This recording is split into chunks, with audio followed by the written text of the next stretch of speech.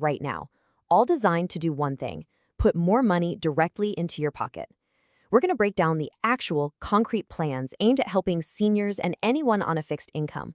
We'll look at the exact numbers and what they could really mean for your budget. So let's get into it. This quote right here, this comes from real seniors sharing their experience. And boy, does it hit home for a lot of people. It's that feeling, right? That you're on a treadmill that's just going faster and faster, and no matter what you do, you just can't seem to keep up. So, does that sound familiar? I'm guessing for a lot of you, it really, really does. This isn't just a random quote. For so many, it's what you're living day in and day out. And that feeling of always falling just a little bit more behind, that's the core problem we're going to unpack today. And more importantly, we'll look at the potential solutions. All right, so first, let's really dig into the problem with some actual numbers. Because this isn't just a feeling. There's a real, measurable financial gap that's been growing year after year, and it's making it tougher and tougher to make ends meet. Okay, and this is where it gets, well, really frustrating. Take a look at these numbers. In one recent year, the Social Security Cost of Living Adjustment, the COLA, your raise, was 2.5%. But in that same year, the premium for Medicare Part B jumped up by 6.6%. You see the problem, right?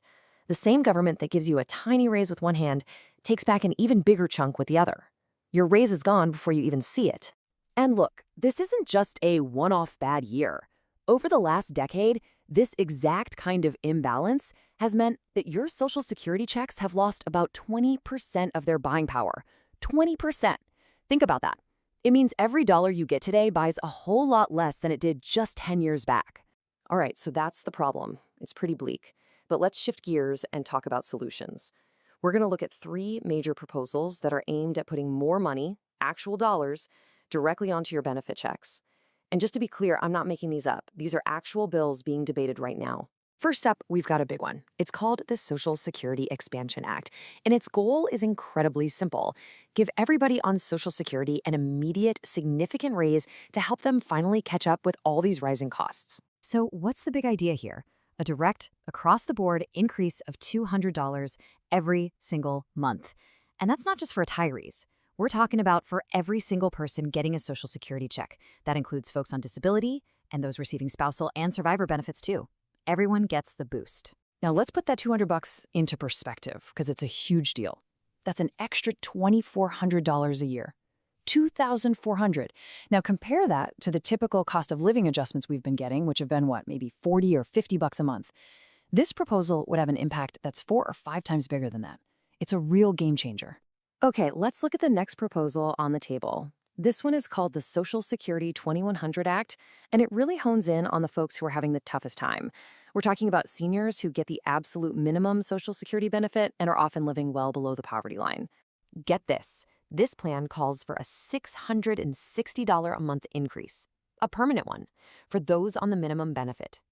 The idea is to lift their income up to 125% of the federal poverty level. I mean, can you imagine? For someone trying to get by on just a few $100s a month, this would be absolutely life-altering. All right, proposal number 3. This one gets to the real root of the problem we talked about earlier, that tiny COLA that just doesn't cut it. Instead of just a one-time fix, this plan wants to overhaul the system so it works better for you every single year. So here's how it would work. It basically creates a safety net for your COLA, a floor. You're guaranteed to get at least a 3.5% increase, no matter what. So in years where inflation is really high, you'd get more, of course. But this protects you from those years where the COLA is so low it gets completely wiped out by other rising costs. So we've talked about your Social Security check, but that's not the whole story. There are also big ideas to improve other programs that so many people rely on. Let's take a look at some really important changes being proposed for food assistance. This one tackles 2 huge frustrations with food stamps, also known as SNAP. First, it would raise that minimum monthly benefit from a measly $23 to a much more helpful $75. And second, and this is so important, it would raise the asset limit to $10,000. That means you're not getting punished anymore for being responsible and having a little bit of emergency savings tucked away. Okay, so all of that sounds pretty good, right? Lots of positive ideas, but, and this is a big but, while all this positive talk is happening, there's another challenge brewing, a kind of hidden risk you really need to know about. And it has nothing to do with the economy and everything to do with paperwork. So what am I talking about? What's this hidden risk? It's the very real danger that you could lose the benefits you already have, not because you don't qualify anymore, but because of new red tape that seems almost designed to make you fail. Let me break it down. We're talking about new rules, especially for Medicaid. You're now being asked to renew your benefits every 6 months. That means you have to prove all over again that you're eligible, twice a year. It's a huge burden, and it feels like it's designed to make people trip up. One missed deadline, one tiny error on a form, and boom, you could be kicked off. And the fallout from this could be, well, it's just staggering. The prediction is that 17 million people, that's 17 million, could lose their Medicaid coverage because of this paperwork nightmare. It's a quiet way to cut benefits just by making them too complicated to keep. Whew, okay, that was a lot to cover. So let's take a breath and just boil it all down to what this really means for you, for your wallet, and for your peace of mind. So let's just run through the key takeaways. On the one hand, you've got these major proposals on the table: a potential $200 a month raise for everybody, a $660 boost for those who need it most, and a guaranteed 3.5% minimum COLA every year, plus real fixes to make food stamps work better. But on the other hand, there is this absolute critical need to be on top of your game with that Medicaid paperwork. You have to stay vigilant. And that brings us to the final question, really. The Social Security Expansion Act, the 2100 Act, that guaranteed COLA, these aren't just dreams. They are real, detailed plans sitting in legislative files right now. They exist on paper. So the question for all of us is, what's it going to take to move them from paper into reality? You've probably seen the headlines buzzing around. Something about a new payment for Social Security recipients? Well, we're going to break down exactly what that's all about. It's a proposal that's getting a ton of attention, and we need to talk about what it could actually mean for millions of people. Okay, let's get right into it. Okay, so the number at the absolute center of this whole conversation is this: $1,400. And look, this isn't just some random figure pulled out of a hat. It is the exact amount at the heart of a new proposal aimed squarely at people on Social Security. So what is this really? Well, there's a pretty influential advocacy group called the Senior Citizens League, and they're the ones pushing for what they call a one-time catch-up payment. Now, the key thing to understand right away is that this is not a permanent monthly increase. Nope. It's designed as a special, one-shot payment to give folks some immediate relief. But that leads to the big question, right? Why now? I mean, a proposal for a payment this big, it doesn't just pop up out of nowhere. It's pointing to a much, much deeper problem that advocates say has been brewing for years. So let's dig into the why behind this whole thing, and really the entire argument. It all comes down to one thing: the cost of living gap. Basically, there's this growing sense that the money seniors are getting just isn't keeping up with what things actually cost day to day. And that gap is getting dangerous. So to really get a handle on this gap, we've got to talk about COLA, the cost of living adjustment. It's that annual raise that Social Security recipients get. And its whole job, its only job, is to make sure your benefits can buy the same amount of stuff this year as they did last year, even when prices go up. On paper, it's supposed to be a perfect system. But in the real world, is it working? Well, according to people like Shannon Benton from the Senior Citizens League, the answer is a big no. She talks about a sharp erosion in what people can actually buy. She's arguing that those yearly COLA raises just aren't keeping up with the soaring costs of essentials. We're talking food, housing, and a big one, healthcare. And listen, this gap is a huge deal because of just how much people depend on these benefits. I mean, look at this. For almost 40% of folks, Social Security isn't just some of their income, it's all of it. It's their entire income. So for that group, when the COLA doesn't cut it, there's literally no other safety net. That's it. Okay, so if we all agree the COLA isn't quite doing its job, the obvious next question is why? What's broken? And that question takes us right into the really technical, nerdy heart of this whole debate. It's all about a disagreement over the formula, the math used to figure out inflation for seniors. Let's break this down, because it can get a little confusing. Right now, the COLA is calculated using something called the CPIW. Now, this index looks at what urban workers are buying. Things like gas for the commute, new clothes for the office. But here's the problem. Advocates say seniors spend their money completely differently. They spend way less on gas and way, way more on things like healthcare. So they want to switch to a different index, the CPIE, which is specifically designed to track spending for the elderly. It gives a lot more weight to those crucial costs. And you might be thinking, is this just some niche idea? Not even close. When the Senior Citizens League actually surveyed retirees, the support for this change was just overwhelming. I mean, look at that number. A staggering 96% of the people they asked said, yes, the COLA should absolutely be based on how we actually spend our money. And the numbers behind that feeling are pretty grim. You've got 1 in 5 seniors spending over $1,000 a month just on healthcare alone. 4 out of 5 feel like the official inflation numbers are a joke and don't match what they see at the grocery store. And then there's this. 13% of seniors are trying to get by on less than $1,000 a month. That's often below the poverty line. It's a tough reality.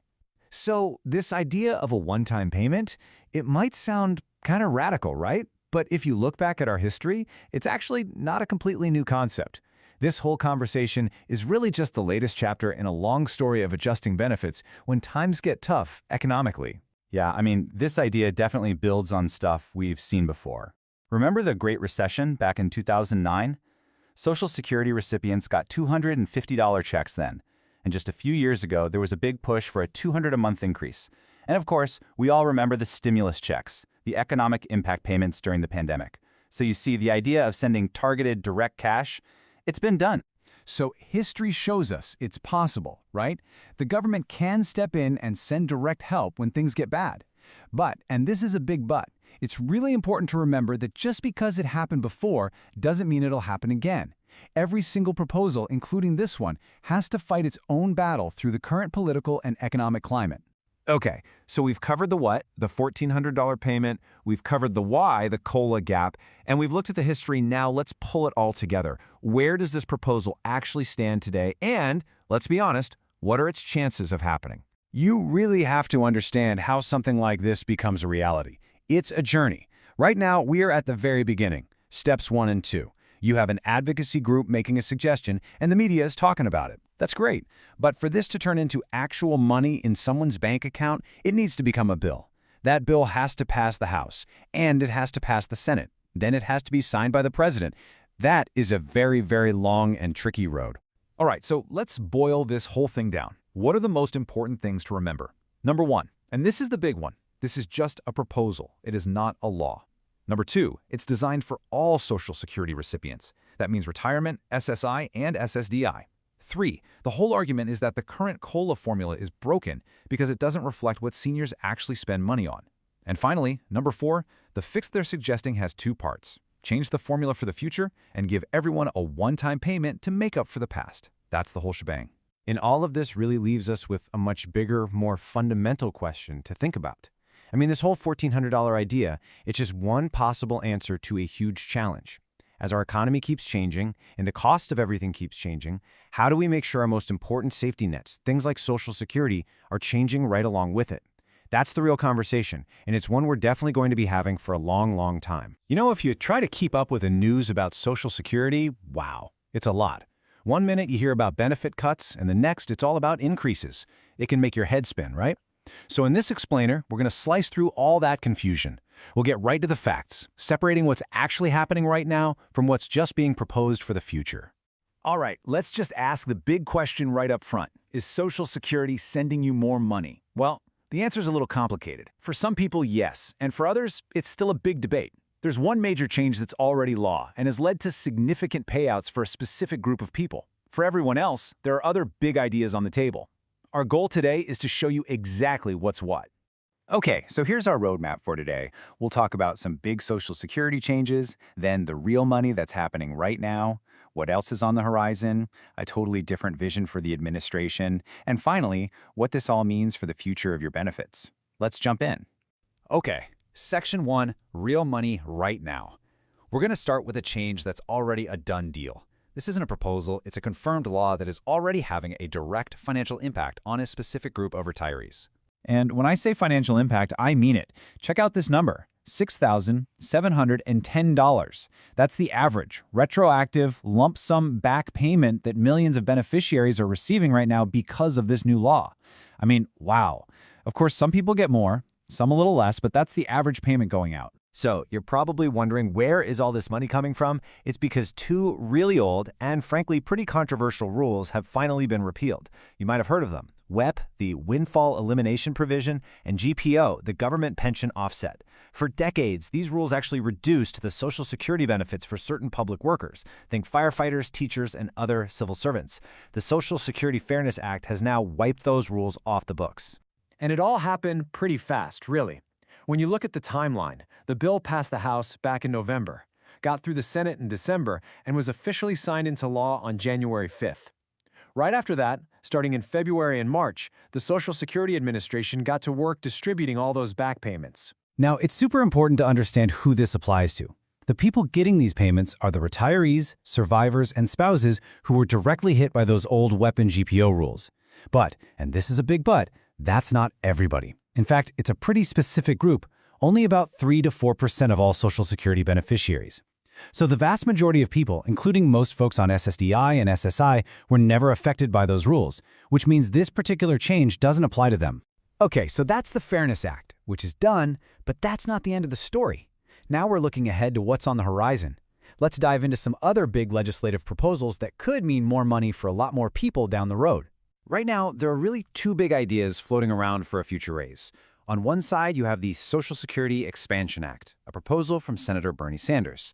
It's pretty straightforward. Give everybody on Social Security an extra $200 a month, and to pay for it, raise taxes on the highest earners. On the other side is a more targeted approach. The idea here is to send those extra checks only to the lowest income beneficiaries. The theory is that they're the most likely to spend that money right away, giving the economy a more immediate jolt. And just to put that first idea into real numbers, an extra $200 a month comes out to $2,400 a year. That would be a serious increase for every single person receiving benefits. But, and it's so important to remember this is still just a proposal. It has not been passed into law. Okay, let's shift gears completely.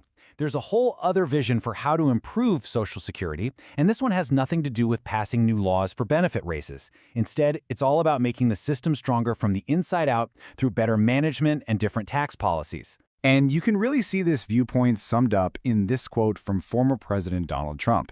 He says, "I signed one big, beautiful bill and allowed no tax on Social Security for our great seniors." So for this approach, the key isn't necessarily bigger checks from the government, but letting seniors keep more of the money they already have by cutting taxes on their benefits. And folks who support this administrative approach, they point to some pretty impressive stats. For example, the Social Security Commissioner, Frank Bisignano, highlighted how they slashed call wait times by a whopping 73%. They also talk about rooting out waste and fraud, like clearing 12.4 million names of people over 120 years old out of the database, launching 24/7 online access, or removing hundreds of thousands of ineligible individuals from the system. The whole idea is that a more efficient, fraud-free system is a stronger system for everyone. So, wow, we've covered a lot of ground, and some very different ideas for what's next. Let's try to pull this all together and figure out, what does this all mean for the future of your benefits? Okay, so when you boil it all down, there are really three distinct paths we've looked at. First, you have the Fairness Act. The status on that one is confirmed law, and it's already providing back pay and raises for that specific group affected by WEP and GPO.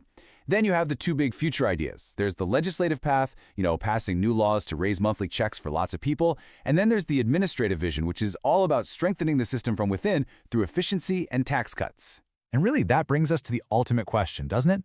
Bigger checks versus a stronger system. What's the right path forward? Should the main goal be getting more money into people's pockets every month to deal with the rising cost of living? Or should the priority be on creating a more efficient, streamlined, and fiscally sound system for the long haul? There's no easy answer, but whatever we decide will define the future of Social Security for tens of millions of Americans. Think about this number, $370. According to some recent congressional reports, that's roughly how much buying power the average Social Security check has lost every single month over the last 15 years. Why? Because those little COLA increases just haven't kept pace with real life. So, naturally, Washington is talking about how to fix this, and there are two big ideas on the table right now. On one hand, you have the Social Security Expansion Act. This one's pretty straightforward. It proposes adding an extra $200 to everyone's benefit check every single month. Then, on the other hand, there's the American Worker Rebate Act. This is a totally different approach. It's a one-time payment, a $600 rebate check for working Americans, which would also include seniors. Okay, so this is super important to understand.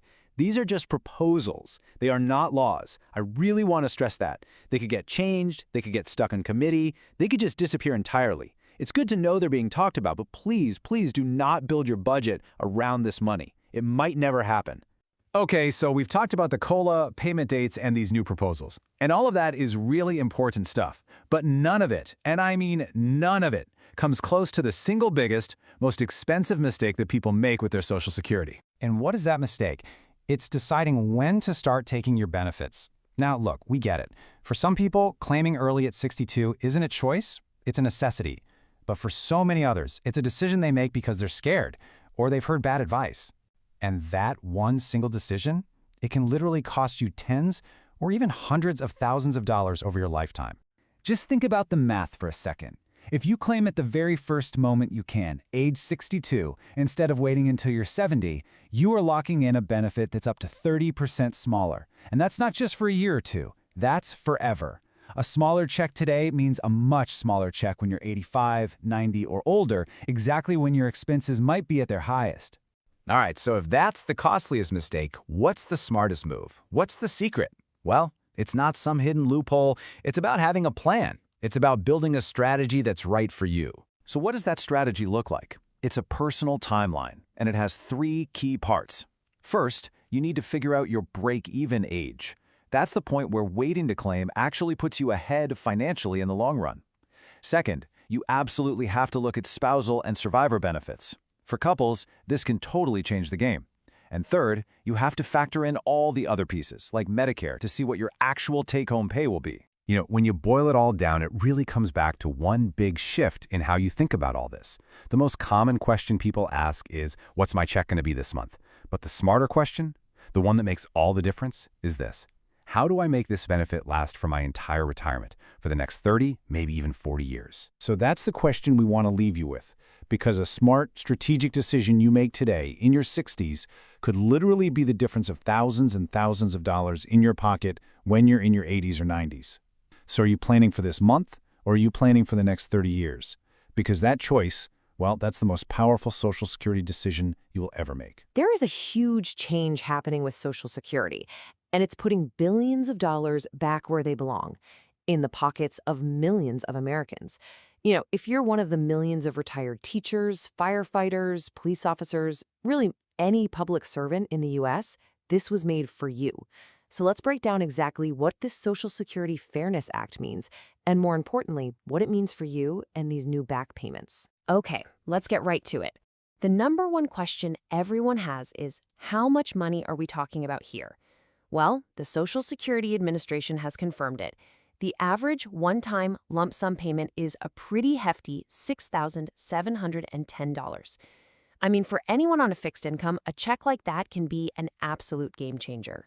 And just to give you a sense of the scale here, this isn't some small niche adjustment. We're talking about roughly 3.2 million people who, for decades, have been getting smaller benefit checks than they should have been. After all this time, the system is finally making it right.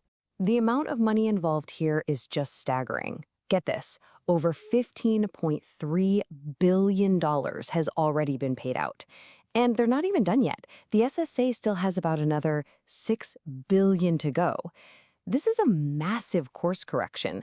So you have to ask, what was the problem that needed a fix this big? Well, it all goes back to a couple of rules that have been on the books for more than 40 years. And for many, they created a really unfair penalty for people who chose a life of public service. The whole issue really boils down to 2 confusing acronyms: WEP and GPO. That's the windfall elimination provision and the government pension offset. Now, they were originally meant to stop something called double dipping, but what they actually did was penalize millions of public servants. Think teachers, firefighters, cops, folks who had earned their Social Security benefits but saw them get slashed just because of these rules. The difference this act makes is just night and day. It's so simple, but it's profound. Before, your monthly check was smaller than it should have been. Just think about that. For years, maybe even decades, every single month. But now, after the Fairness Act, those reductions are gone, wiped out. Your benefit is being restored to the full amount that you actually earned. So, how did this 40-year-old problem finally get solved? Well, it took a specific piece of legislation that, believe me, has been a long, long time in the making. The Social Security Fairness Act. That's the name you need to know. It's the real game changer here. It was signed into law early this year, and it does one simple, powerful thing. It repeals both WEP and GPO. It just ends that 40-year practice of cutting benefits for this group of retirees. Period. You know, this quote really just says it all. This isn't a handout. It's about restoring what is rightfully yours. That's the heart of it, right? This is about fixing a mistake. It's about giving people the benefits they worked for and earned. It's about dignity. It's about fairness. All right, so we've talked about the why and the how. Now let's dig into the part you've been waiting for, the specifics of what this is going to mean for your bank account. So this fix really comes in two parts. First, there's that big one-time back payment we talked about, that average of $6,700. But maybe even more important for your long-term planning is the second part, a permanent, ongoing increase to your monthly Social Security check. On average, we're talking about an extra $360 every single month. That adds up fast. So you might be wondering, why the big lump sum payment? Well, it's because even though the law was signed this year, they made it retroactive all the way back to January of last year. So the SSA is basically playing catch-up. They're paying you for all those months you were underpaid since then. And that's what makes out these really substantial back payments. Okay, let's get into the practical stuff. What happens now? Let's walk through the official timeline and, most importantly, what you might need to do to get your money. So here's the official timeline right from the Social Security Administration. The repeal officially kicked in back in January of 2024. Now the SSA starts the massive job of adjusting payments in February of 2025. By April 2025, most people should start seeing that new, higher monthly amount hit their accounts.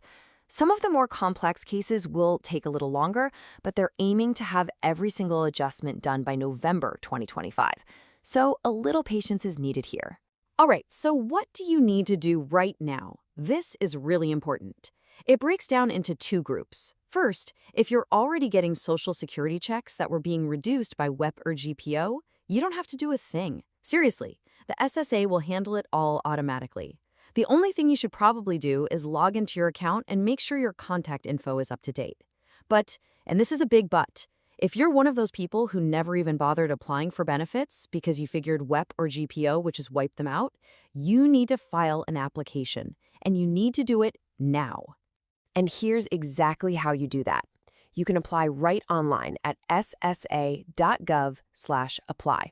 To check your account and verify your address, just go to ssa.gov/myaccount. Or, if you prefer, you can just call them. The number is 1-800-772-1213. The key thing to remember is, if you need to apply, do it soon, because when you apply can actually affect your benefit amount. You know, when you step back and look at the whole picture, this is about so much more than just the money. It's a profound recognition of a lifetime of public service. It's the system finally saying, we got it wrong, and making sure that after all that work, you get the financial security that you were always, always rightfully owed. So fixing this 40-year-old problem is a massive, massive step in the right direction. And it really gets you thinking, doesn't it? So we'll leave you with this question to chew on.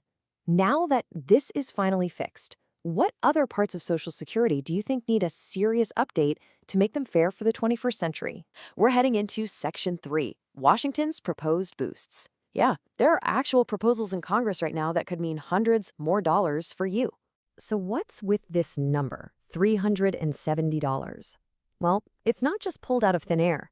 According to some recent reports, that's how much buying power the average retiree has lost, not over a year, every single month. All because the official cost of living adjustments just haven't kept up with real-world inflation for years. So to try and fix this, there are a couple of big ideas on the table. First, you've got the Social Security Expansion Act. This one would give beneficiaries an extra $200 every single month, ongoing. Then there's a different approach, the American Worker Rebate Act, which proposes a one-time check for $600, kind of like those stimulus checks we saw a few years back. Now, and this is a really big but, we have to be realistic. As the saying goes, It's a bill, not a law. These ideas are just that, ideas. They could get changed, they could stall, they could disappear completely. So my advice, don't start spending that money in your head. But do pay attention. Knowing these proposals exist means you can keep an eye on them. Okay, let's get to our final section, and honestly, this is the most important one. Everything we've talked about so far, the COLA, the calendar, even those proposed boosts, it all takes a backseat to the single biggest financial decision that is completely in your hands. And that is your claiming strategy. It boils down to one question. When do you start taking your Social Security benefits? It sounds simple, but it has a massive permanent impact on your monthly check for the rest of your life. So many people get this wrong, usually because they're scared the system will run out of money, and that mistake can literally cost them tens, even hundreds of thousands of dollars. You want to see how big the impact is? Just look at this number. If you claim your benefits at the earliest possible age, 62, instead of waiting until your full retirement age, you could be locking in a permanent pay cut of up to 30%. And when I say permanent, I mean for life. See, a real strategy isn't just about circling a date on the calendar. It's about knowing all the pieces of your own puzzle. You need to know your break-even age, the point where waiting to claim actually puts more money in your pocket long-term. You got to understand how spousal and survivor benefits work. And you absolutely have to factor in things like Medicare premiums and any other income you might have. It all works together. The whole goal here is to shift your thinking. It's so easy to get caught up in, how much can I get this month? But the smart play is to ask, how can I make this benefit last and provide real security for the next 20, 30, maybe even 40 years? That's the game changer, moving from just monthly income to true long-term financial security. So I'll just leave you with this one question to think about.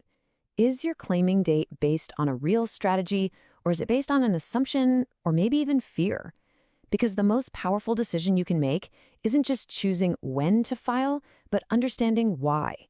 A smart choice now, in your 60s, can translate into thousands and thousands of extra dollars later in life when you are absolutely going to need it the most. Today, we are going to tackle a really confusing Social Security topic that's, well, it's all over the internet. It's this so-called lump sum payment. So what is it? And more importantly, could you be owed one? Let's find out. So you've probably seen the headlines, maybe heard the chatter online about this big special payment that's supposed to be coming from the Social Security Administration. I mean, it sounds pretty exciting, right? But what is it really? Is it something you can actually expect to see pop up in your bank account? We've seen this exact question everywhere, especially from folks receiving SSDI and SSI. Everyone is asking, hey, is this some new bonus that I can qualify for? And that's a great question, but the thing is, the answer isn't a simple yes or no. So let's break down what's really going on here. Okay, let's just get one thing straight right away. The payment that's causing all this buzz is not for everyone. It is not some kind of universal benefit that's going out to every single person on Social Security. It actually only applies to a very specific group of people in a very specific situation. This whole rumor seems to have started with a particular strategy for retirement beneficiaries. But here's the reality of it. The vast majority of people, we're talking about 76%, they file for their benefits before they even hit their full retirement age. The strategy that started all this talk, well, it only even becomes a possibility for a small piece of that much smaller group who decide to wait. So what is a lump sum in the Social Security world anyway? Well, it's not a bonus. It's almost always what's called retroactive pay, or, back pay. Just think of it like this. It's the money that covers the gap of time between when you first qualified for benefits and when that first check finally arrived in the mail.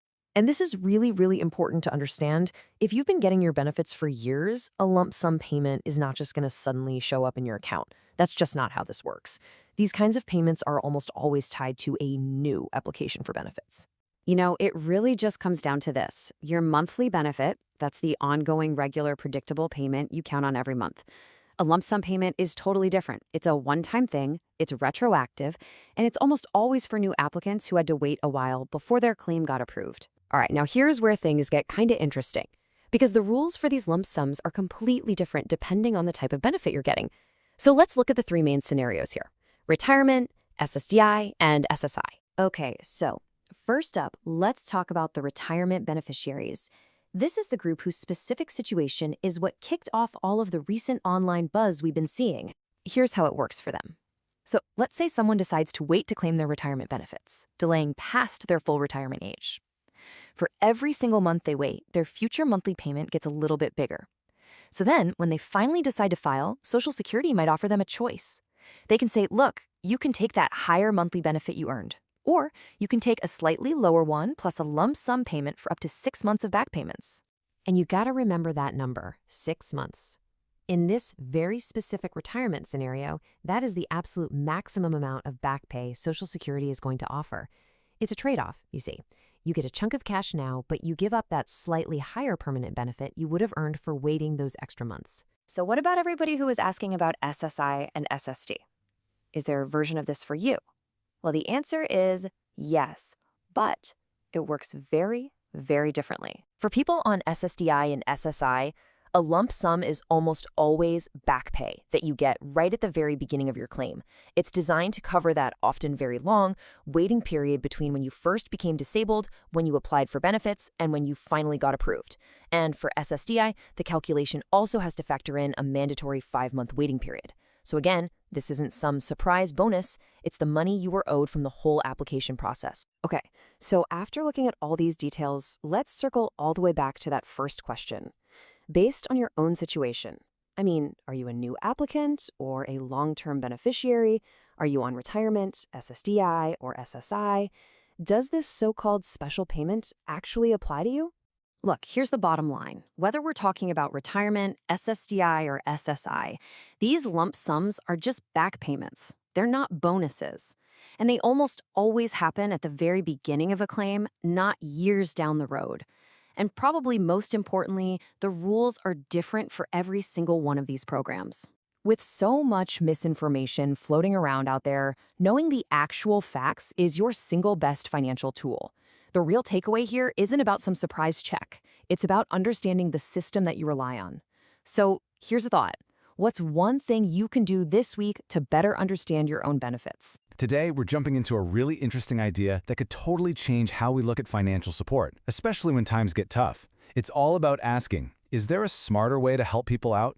I mean, you feel it, I feel it, we all feel it, right? The price of just about everything seems to be going up and up.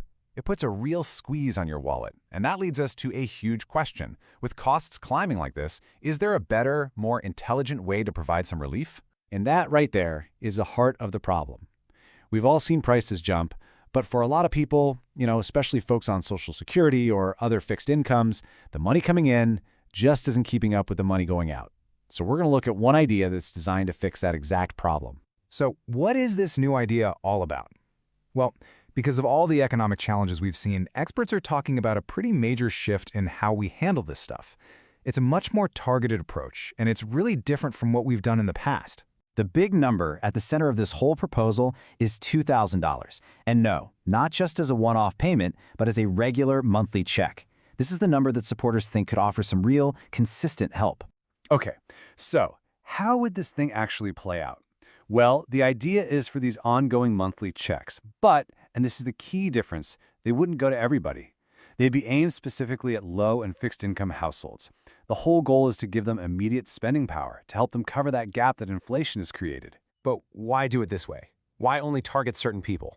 Well, it all boils down to the economics of how different people spend their money. And honestly, this is where the whole proposal gets really fascinating. The key concept has this really fancy-sounding name, the marginal propensity to consume, or MPC. But don't let the name fool you, it's actually super simple. All it means is, when you get an extra dollar, how much of it do you spend and how fast do you spend it? This one idea is crucial to understanding the entire plan. And when you look at the studies on this, it's pretty wild. When a lower-income household gets a $2,000 payment, they spend about 80% of it, that's $1,600 in the first 10 days. The rest of it, gone within the next month. That super fast spending is exactly what economists mean when they say someone has a high MPC. And this just lays out the big difference, right? People with a high MPC, who are usually on lower incomes, spend new money almost immediately, often because they have to, for necessities.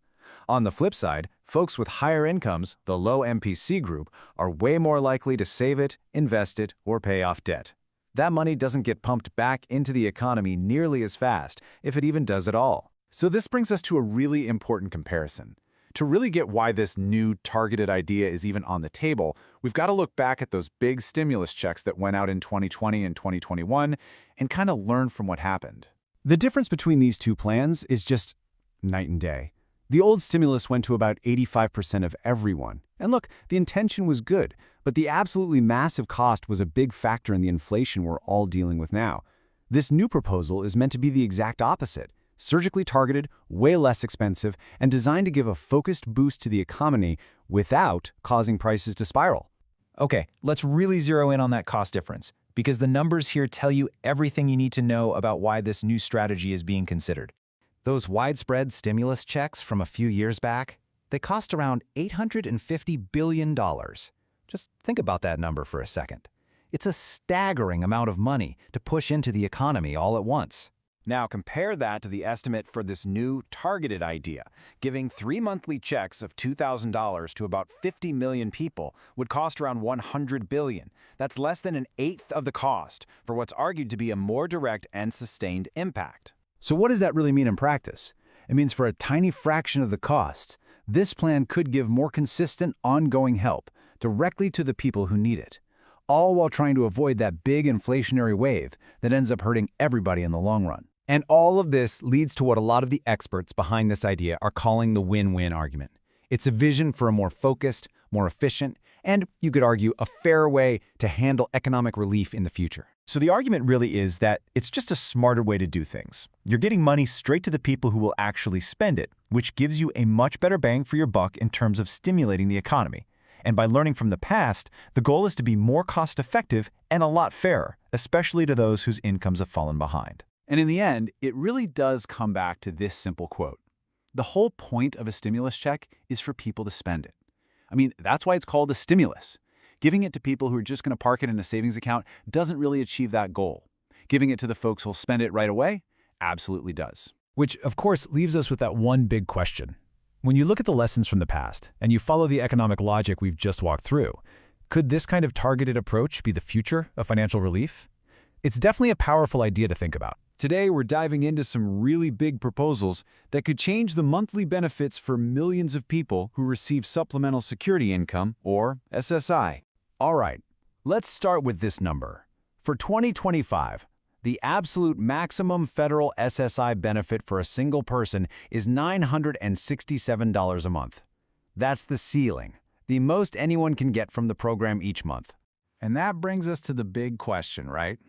With the cost of everything these days, rent, food, you name it, a lot of people are asking if that amount is really enough to get by.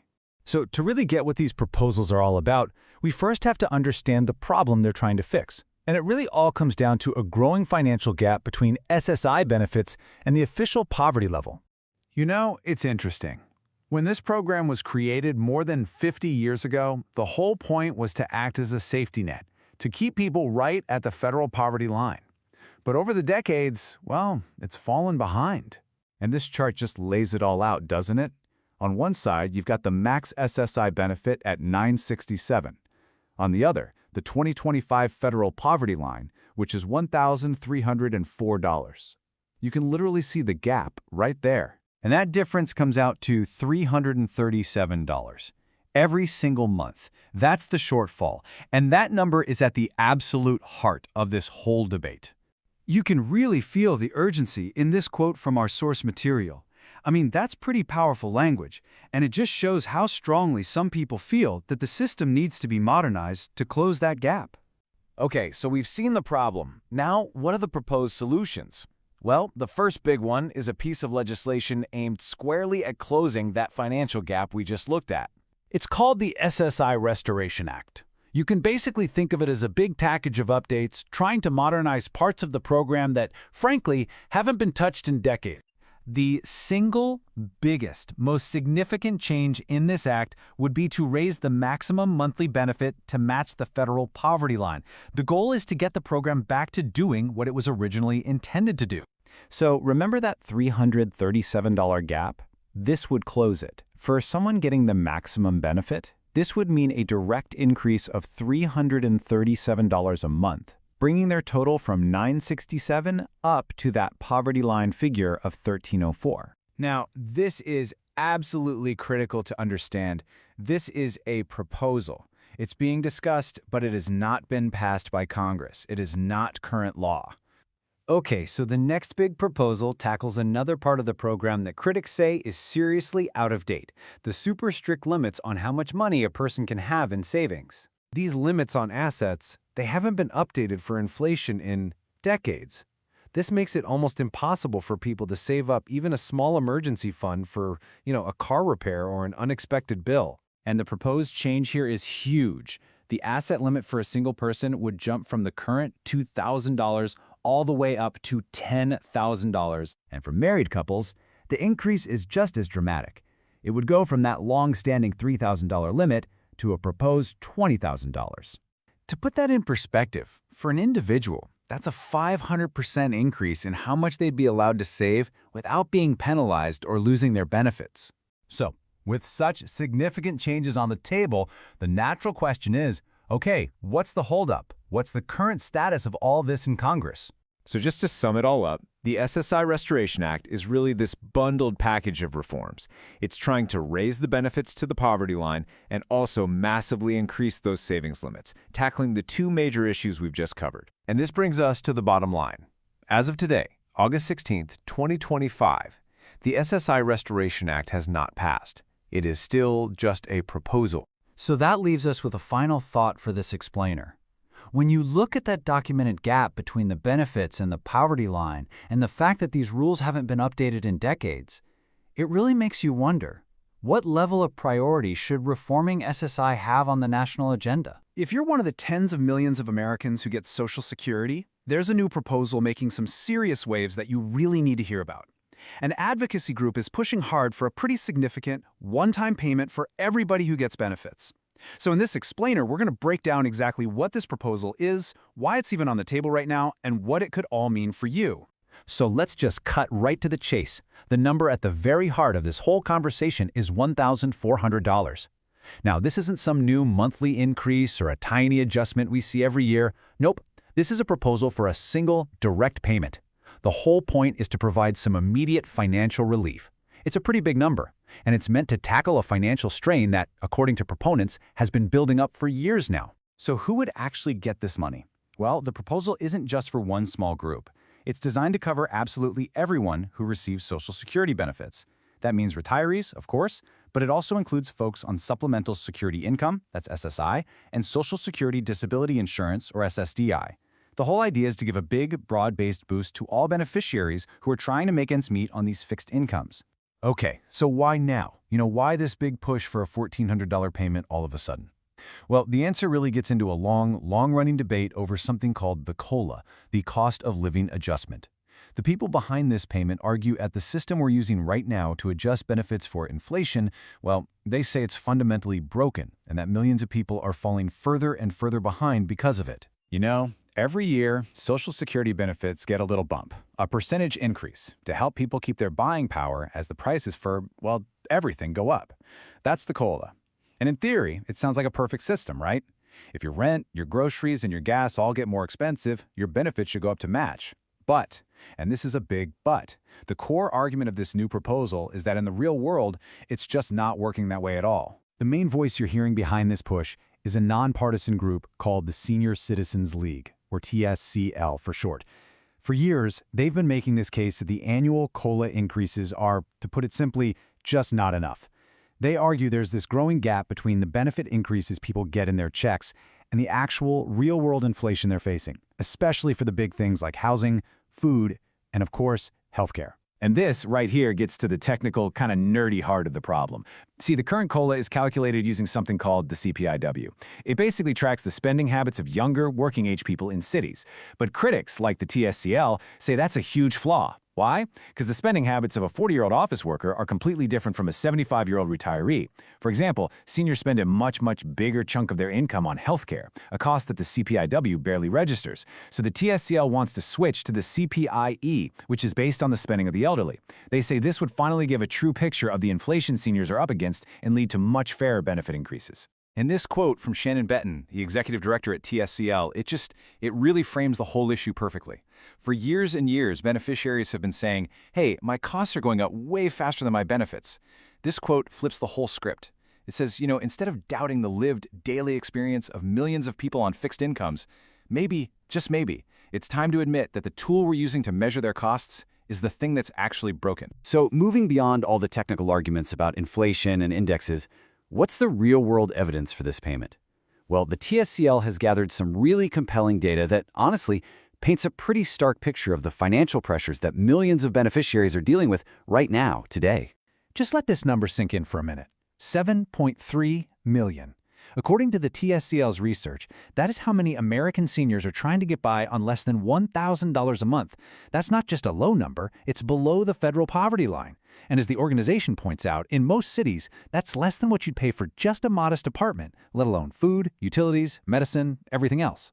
This is the reality that's fueling this urgent call for relief. And this dependency it's absolutely key to understanding the problem.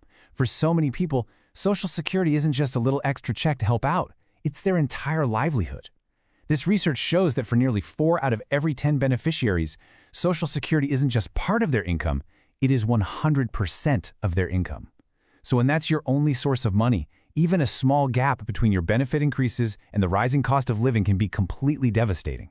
And when you look at the opinions of the beneficiaries themselves, the message is crystal clear. A survey by the TSCL found just overwhelming support for changing how the COLA is calculated. We're talking 96% in favor of using an index like the CPIE that actually reflects their spending. The survey also found that 1/5 of seniors are spending over $1,000 a month just on healthcare. And maybe the most telling part, 4 out of 5 felt that inflation was way higher than the official numbers the government was reporting. So this isn't just a policy debate, it's this widespread feeling of being left behind. Now, it's really important to understand that this whole idea of a direct payment isn't just coming out of thin air. There's actually a history of the federal government providing this exact kind of direct assistance. This $1,400 proposal is really part of a much bigger ongoing conversation about how we can strengthen Social Security benefits for everyone. If you look back, you can see some really clear examples.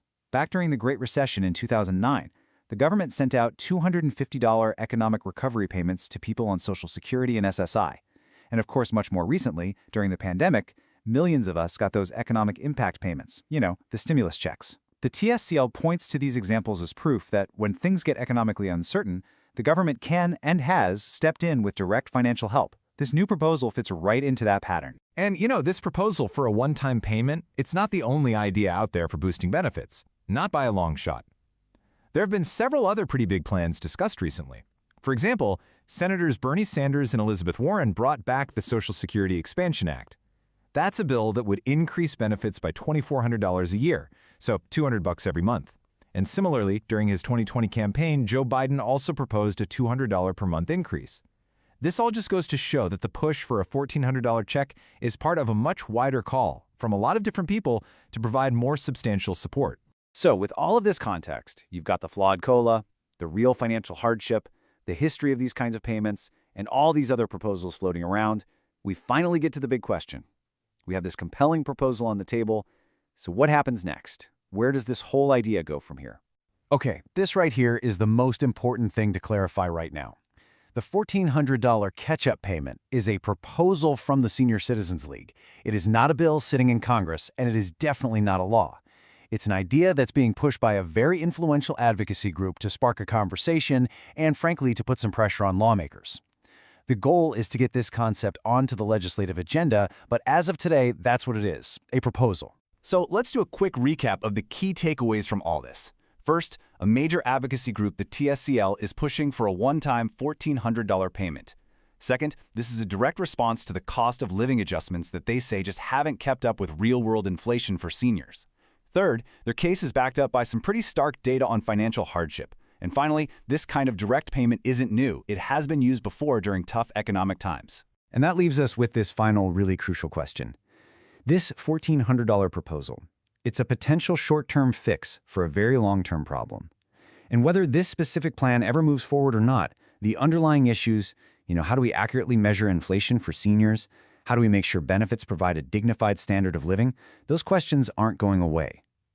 It really forces all of us to think bigger. As our economy keeps changing, how does this fundamental pillar of our social safety net need to evolve right along with it?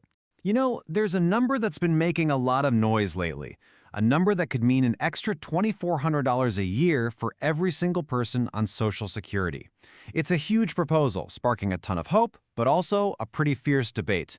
So today, we're going to dig in and find out what's really going on. You've probably seen the headlines, right?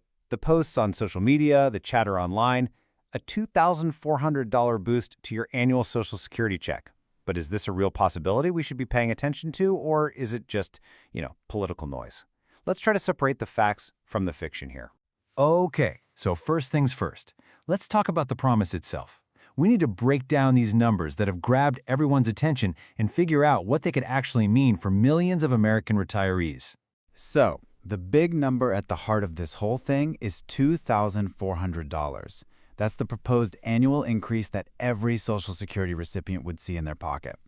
And let's be honest, in a time when the cost of everything from gas to groceries seems to be going up, a figure like that, well, it's no wonder it's capturing the public's imagination. Now, what does a big annual number like that actually mean for your day-to-day life, for your budget? Well, if you break it down, it comes out to an extra $200 every single month. For a lot of folks, that's not just some small bonus. That could be a game changer. That could be the difference needed to cover utility bill, afford prescriptions, or just have a little more breathing room without all that financial stress. It's that monthly figure that makes this proposal feel so real and so appealing. So where did this idea even come from? It's not just a number somebody pulled out of thin air. It's actually rooted in a formal piece of legislation that's making its way through Washington, D.C. right now. The whole proposal comes from a bill called the Social Security Expansion Act. This is the official legislation that's been introduced in Congress, and its main goal is to make this increase a reality. And that's a really key point. This isn't just a talking point, it's a defined proposal with a very clear objective: boost benefits by $200 a month. Of course, this immediately brings up the biggest question you can ask with any new spending. Who's going to pay for it? Well, the proposal's answer is to adjust the Social Security payroll tax cap. Right now, there's a ceiling on how much of a person's income gets taxed for Social Security. This act would raise that cap, or maybe even get rid of it altogether. That means high-income earners would end up contributing on a much, much larger portion of their earnings. As you can probably guess, this is one of the most controversial parts of the whole plan. To really get a feel for the real-world impact, just look at the average person receiving benefits. Right now, their monthly check is around $1,800.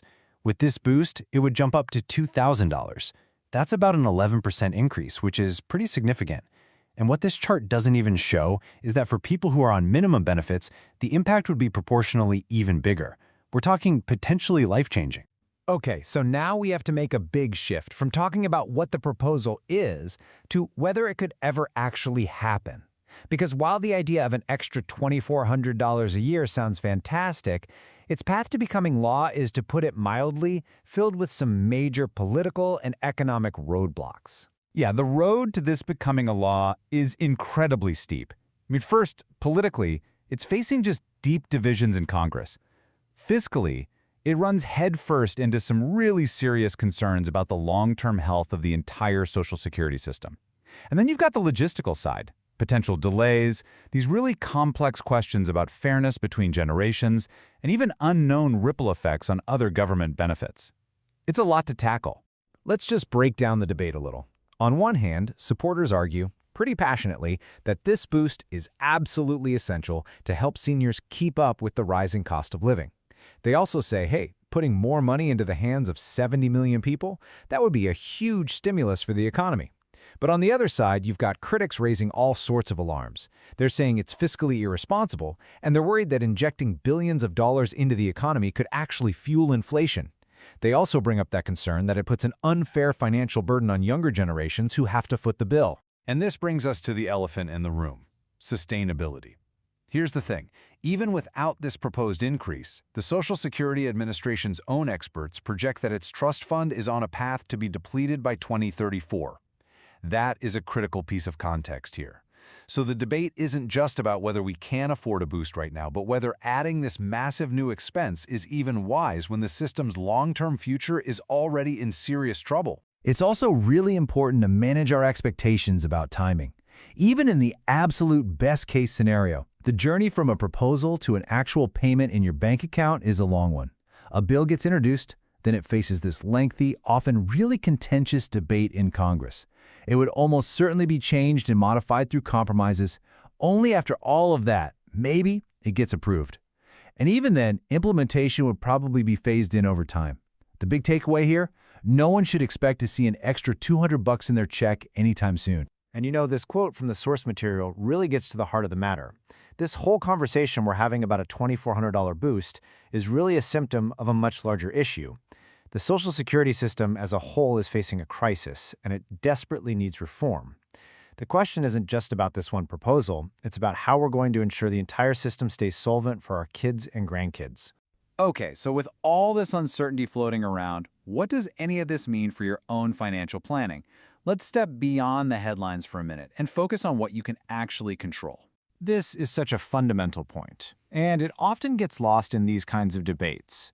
It's really worth remembering that when Social Security was first created, it was designed to be one part of a three-legged stool for retirement, right alongside personal savings and pensions. It was never ever meant to be the only source of income for retirees. And keeping that context in mind is absolutely essential for responsible financial planning. So, here are the actionable steps. What can you do right now?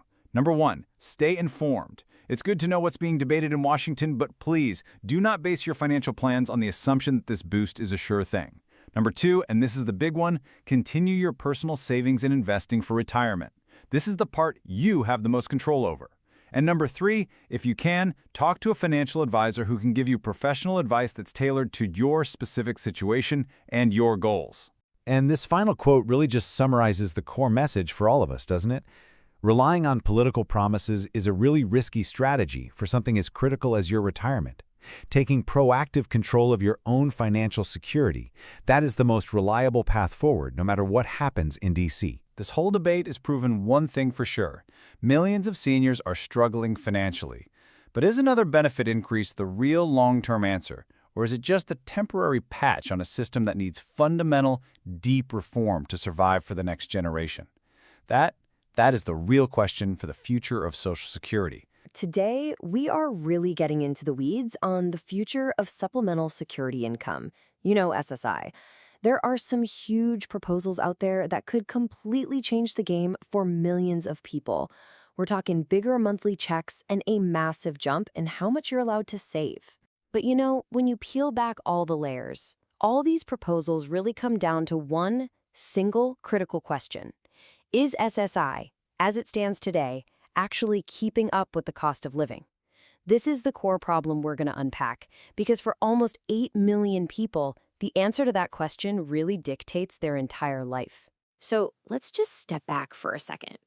SSI was created, over 50 years ago, and it had a super clear mission: to be a financial safety net. It was designed to fight poverty, and for a while, it did its job. But over the years, a gap started to appear, and that gap has just kept growing, leaving the whole program and the people who rely on it falling further and further behind. Okay, so just to make sure we're all on the same page, what exactly is SSI? It's a really important federal program run by the Social Security Administration that gives a monthly income to adults and kids with disabilities, and also to folks 65 and older who have very little in terms of income and resources. And this right here is the absolute key to its original design. The whole idea from day one was that the payments would keep people right at the federal poverty line. Not way above it, sure, but definitely not below it. It was supposed to be a floor, a baseline of financial stability. And remembering that original goal is so important for understanding where things are today. So this idea of falling behind, it isn't just a feeling. It's not a hunch that things are getting tougher. It is a measurable, quantifiable gap.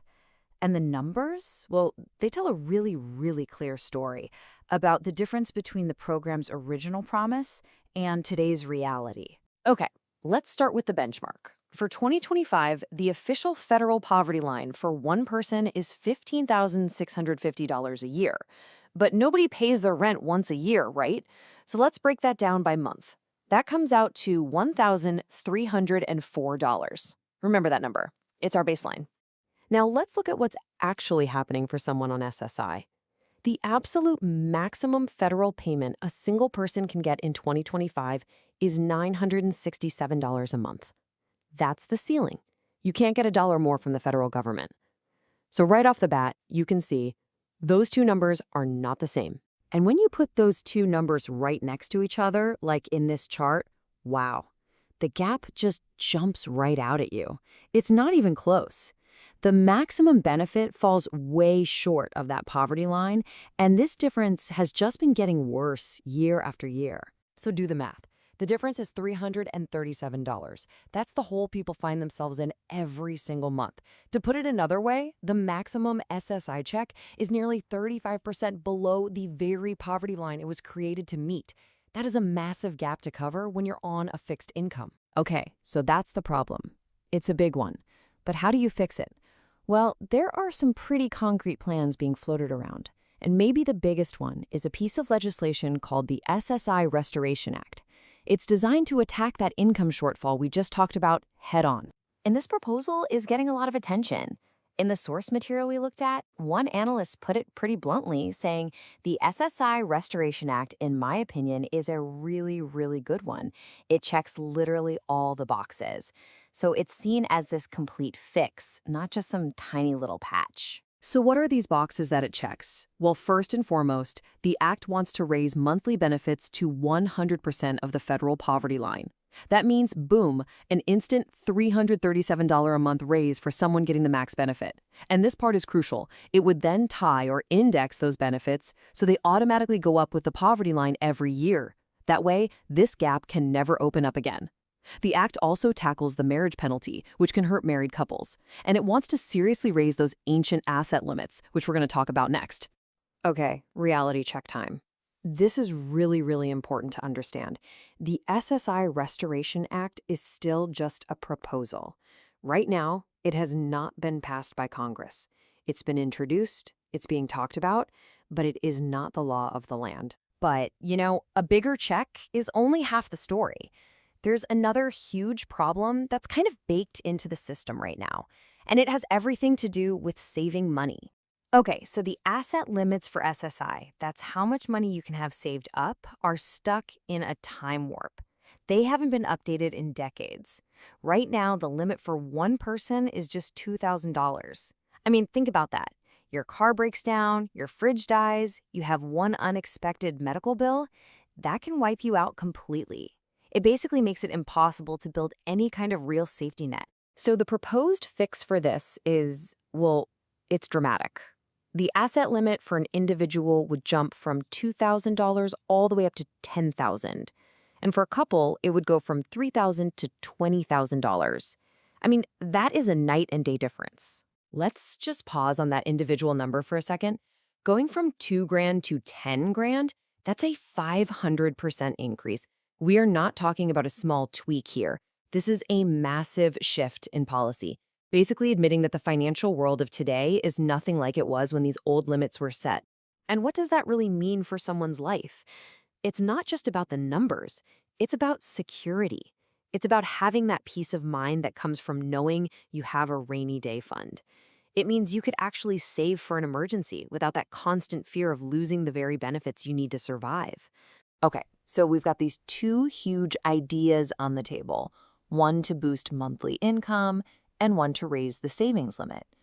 But what does it all mean? How does a plan like this go from being an idea to being a reality? Well, it all comes down to the process in Washington. First, lawmakers have to introduce the bills, which, they've already done. After that, the bills have to get debated in committees and then eventually get voted on by both the House and the Senate. If, and that's a big if, a bill passes, then it goes to the Social Security Administration to actually put the changes into effect. But it's key to remember where we are right now. These are all still just proposals on paper. All right, so let's just do a quick recap of the whole shebang. We're talking about 4 big things. 1, bigger checks, with that $337 monthly boost to get up to the poverty line. 2, higher savings with that 500% jump in the asset limit. 3, fairer rules, getting rid of that penalty for married couples. And 4, future-proofing the system by tying benefits to the poverty line so this whole mess never happens again. When you step back and look at it, these proposals are really a total rethinking of what SSI is and what it does. They're trying to bring it back to its original promise of being a real anti-poverty safety net. But the million-dollar question remains, is there enough political will to make these big plans a new reality for the millions of Americans who rely on it? And that's what we'll all be watching. Today, we're jumping right into some huge proposals that are sitting in Congress as we speak. We're not talking about theories. These are actual bills that could put hundreds or even thousands of extra dollars directly into your pocket each year. So we're going to break down the exact numbers, go through all the different plans, and really dig into what this financial boost could look like for you. You know, this is something so many seniors feel. It's the sense that you've worked your entire life, you've done everything right, and now, in retirement, you just can't seem to get ahead. It feels like you're constantly running just to stand still. Well, today we're going to look at why that is. And more importantly, we're going to explore some real, tangible solutions on the table that could change that. And that feeling of running backwards, it's not just in your head. For millions of people, it's a cold, hard financial reality. And it's all driven by this gap that just seems to get wider and wider every year. The gap between what you get in your annual benefit increase and how much your everyday costs are going up. Let's actually break down the numbers. All right, so let's take a look at the most recent cost of living adjustment, or COLA. It was 2.5%. Okay, a little bump up. But at the exact same time, the Medicare Part B premium, something pretty much everyone has to pay, jumped up by 6.6%. So you've got one hand giving you a 2.5% raise, but the other hand is taking out 6.6% more for something you absolutely have to have. You can see how that raise disappears pretty fast. And that right there, that imbalance is the whole problem. When your biggest and most essential costs are climbing way faster than your income, any raise you get is just gone in a flash. For a lot of people, that little bump in their Social Security check was completely eaten up by the higher Medicare premium, which means they literally ended up with less money in their pocket than before they got the raise. They actually moved backwards. And look, this isn't just a bad year here or there. This has been happening for a long time. Over the last decade, this exact same situation, where costs just keep outpacing the adjustments, it is eaten away, literally eroded about 20% of your Social Security check's buying power. The dollar you got 10 years ago just doesn't go as far today. Not even close. So you might be wondering, haven't there been bills to help with this? Well, yes, but let's look at what actually happened. Not long ago, a major bill was passed that promised financial relief, but when you peel back the layers, you see it created a kind of tale of two different worlds for seniors. Okay, so this bill had some huge benefits in it. We're talking a $6,000 annual tax deduction, a massive change to the inheritance tax that lets people pass on up to $15 million tax-free, and a big deduction for state and local taxes. These are all significant financial benefits, for sure. But the real question is, who did they actually help? But here's the catch. The whole thing was built around tax deductions, and it turns out a massive 40% of seniors, well, they don't file taxes on their benefits because their income is below the threshold. So if you don't file taxes, what good is a tax deduction? It's worthless. For 40% of seniors, this big bill meant absolutely nothing. Zero. So if that didn't work for everybody, what's the alternative? How do you get real money directly into people's hands? Well, let's dive into the first major proposal on the table. And this isn't some complicated tax credit. It's a plan designed for a simple, universal, and immediate increase for every single person who relies on Social Security. This isn't some pie-in-the-sky idea. It's an actual bill, the Social Security Expansion Act, and it's sitting in Congress right now. It could be passed. And its purpose is really clear. Help seniors and other beneficiaries finally catch up with the rising costs that have been chipping away at their income for years. And the core of it is incredibly simple and direct. It would provide a $200 a month boost across the board. And when I say everyone, I mean everyone. This is for retirees, people on disability, those on spousal benefits, and survivor benefits. Everybody gets the increase. Now this is where you can really see the difference it would make. Think about it.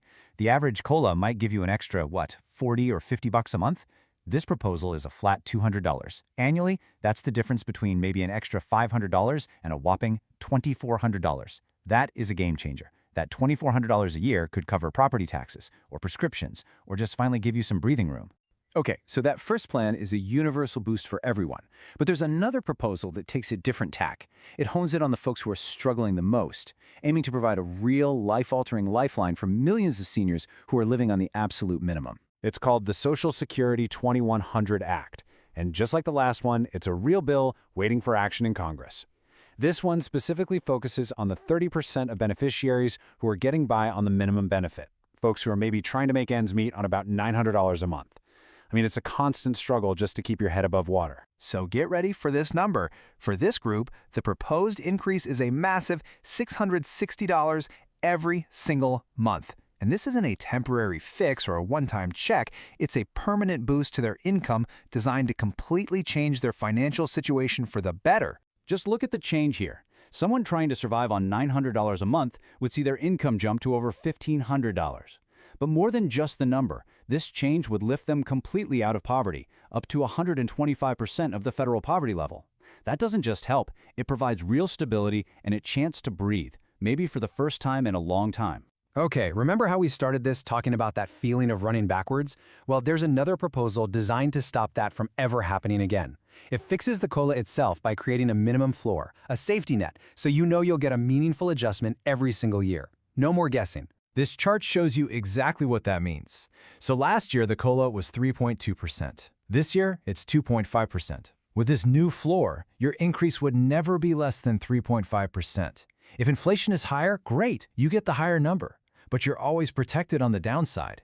It ensures your benefits actually keep up with costs, protecting your buying power year after year. All right, finally, let's talk about fixing some of the fine print in other essential programs that just drives people crazy. These are common sense changes to rules that often feel like they're designed to make things harder, not easier. Let's start with food assistance. So let's start with food stamps. And this is a really shocking fact. There are about 5 million seniors who are eligible for this help, but don't even bother applying. And why not? Because after all the paperwork and all the hassle, the minimum amount they get is so small, they just figure it's not worth the effort. I mean, can you believe it? Right now, the minimum benefit can be as low as $23 a month. The proposal here is simple. Raise that minimum to a much more helpful $75 a month. That way, anyone who goes through the process and qualifies is guaranteed to get a level of support that actually makes a real difference at the grocery store. Okay, here's another one that just seems backwards. It's a rule that can actually disqualify you from getting help if you've done the responsible thing and saved a little money for an emergency. It feels like you're being punished for planning ahead. Right now, if you have around $4,500 in savings, money you've set aside for a car repair or a medical bill, you can be denied help.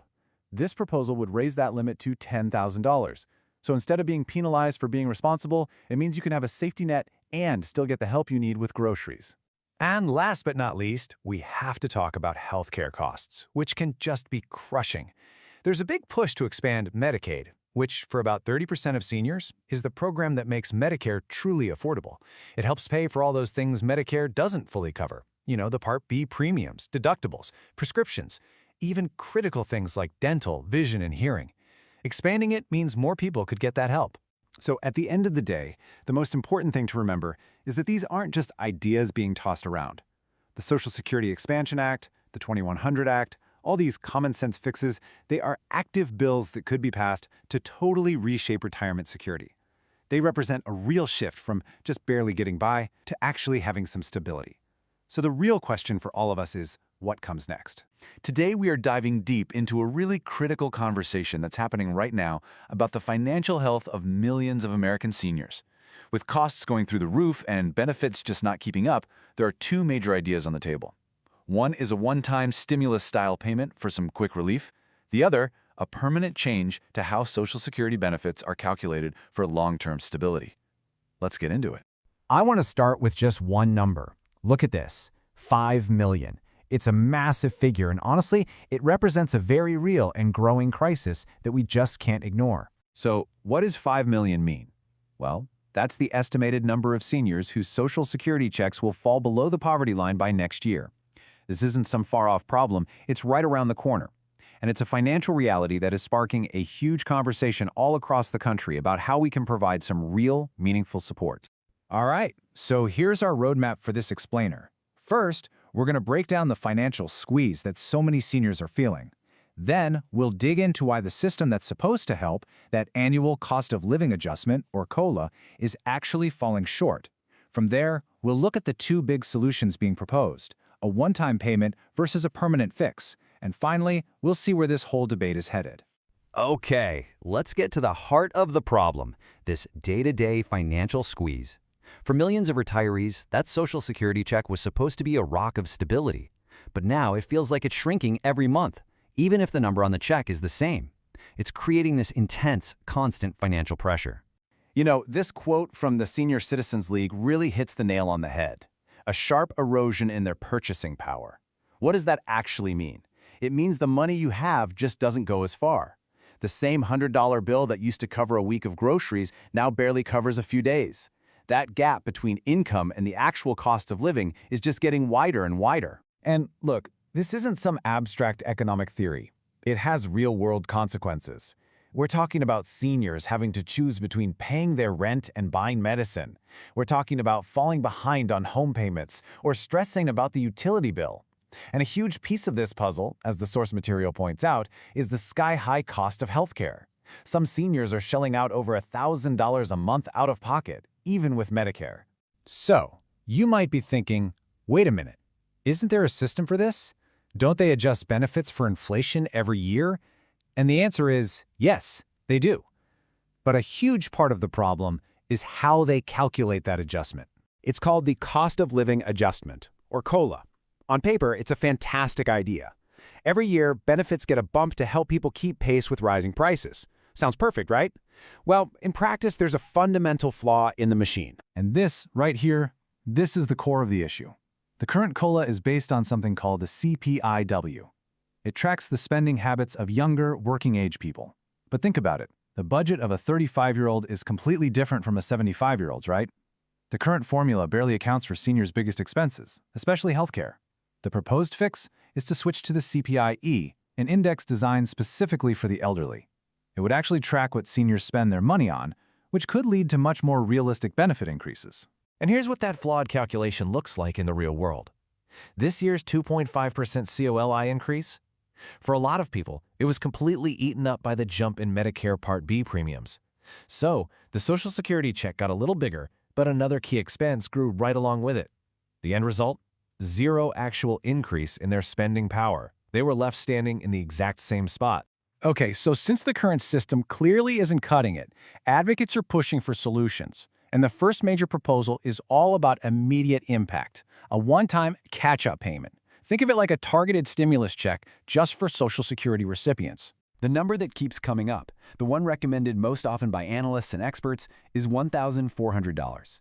This is seen as a big enough payment to provide some real, immediate breathing room for folks who've fallen behind on bills or need to cover a major expense. Now, while the idea of a one-time check is gaining a lot of steam, the exact amount is still being debated.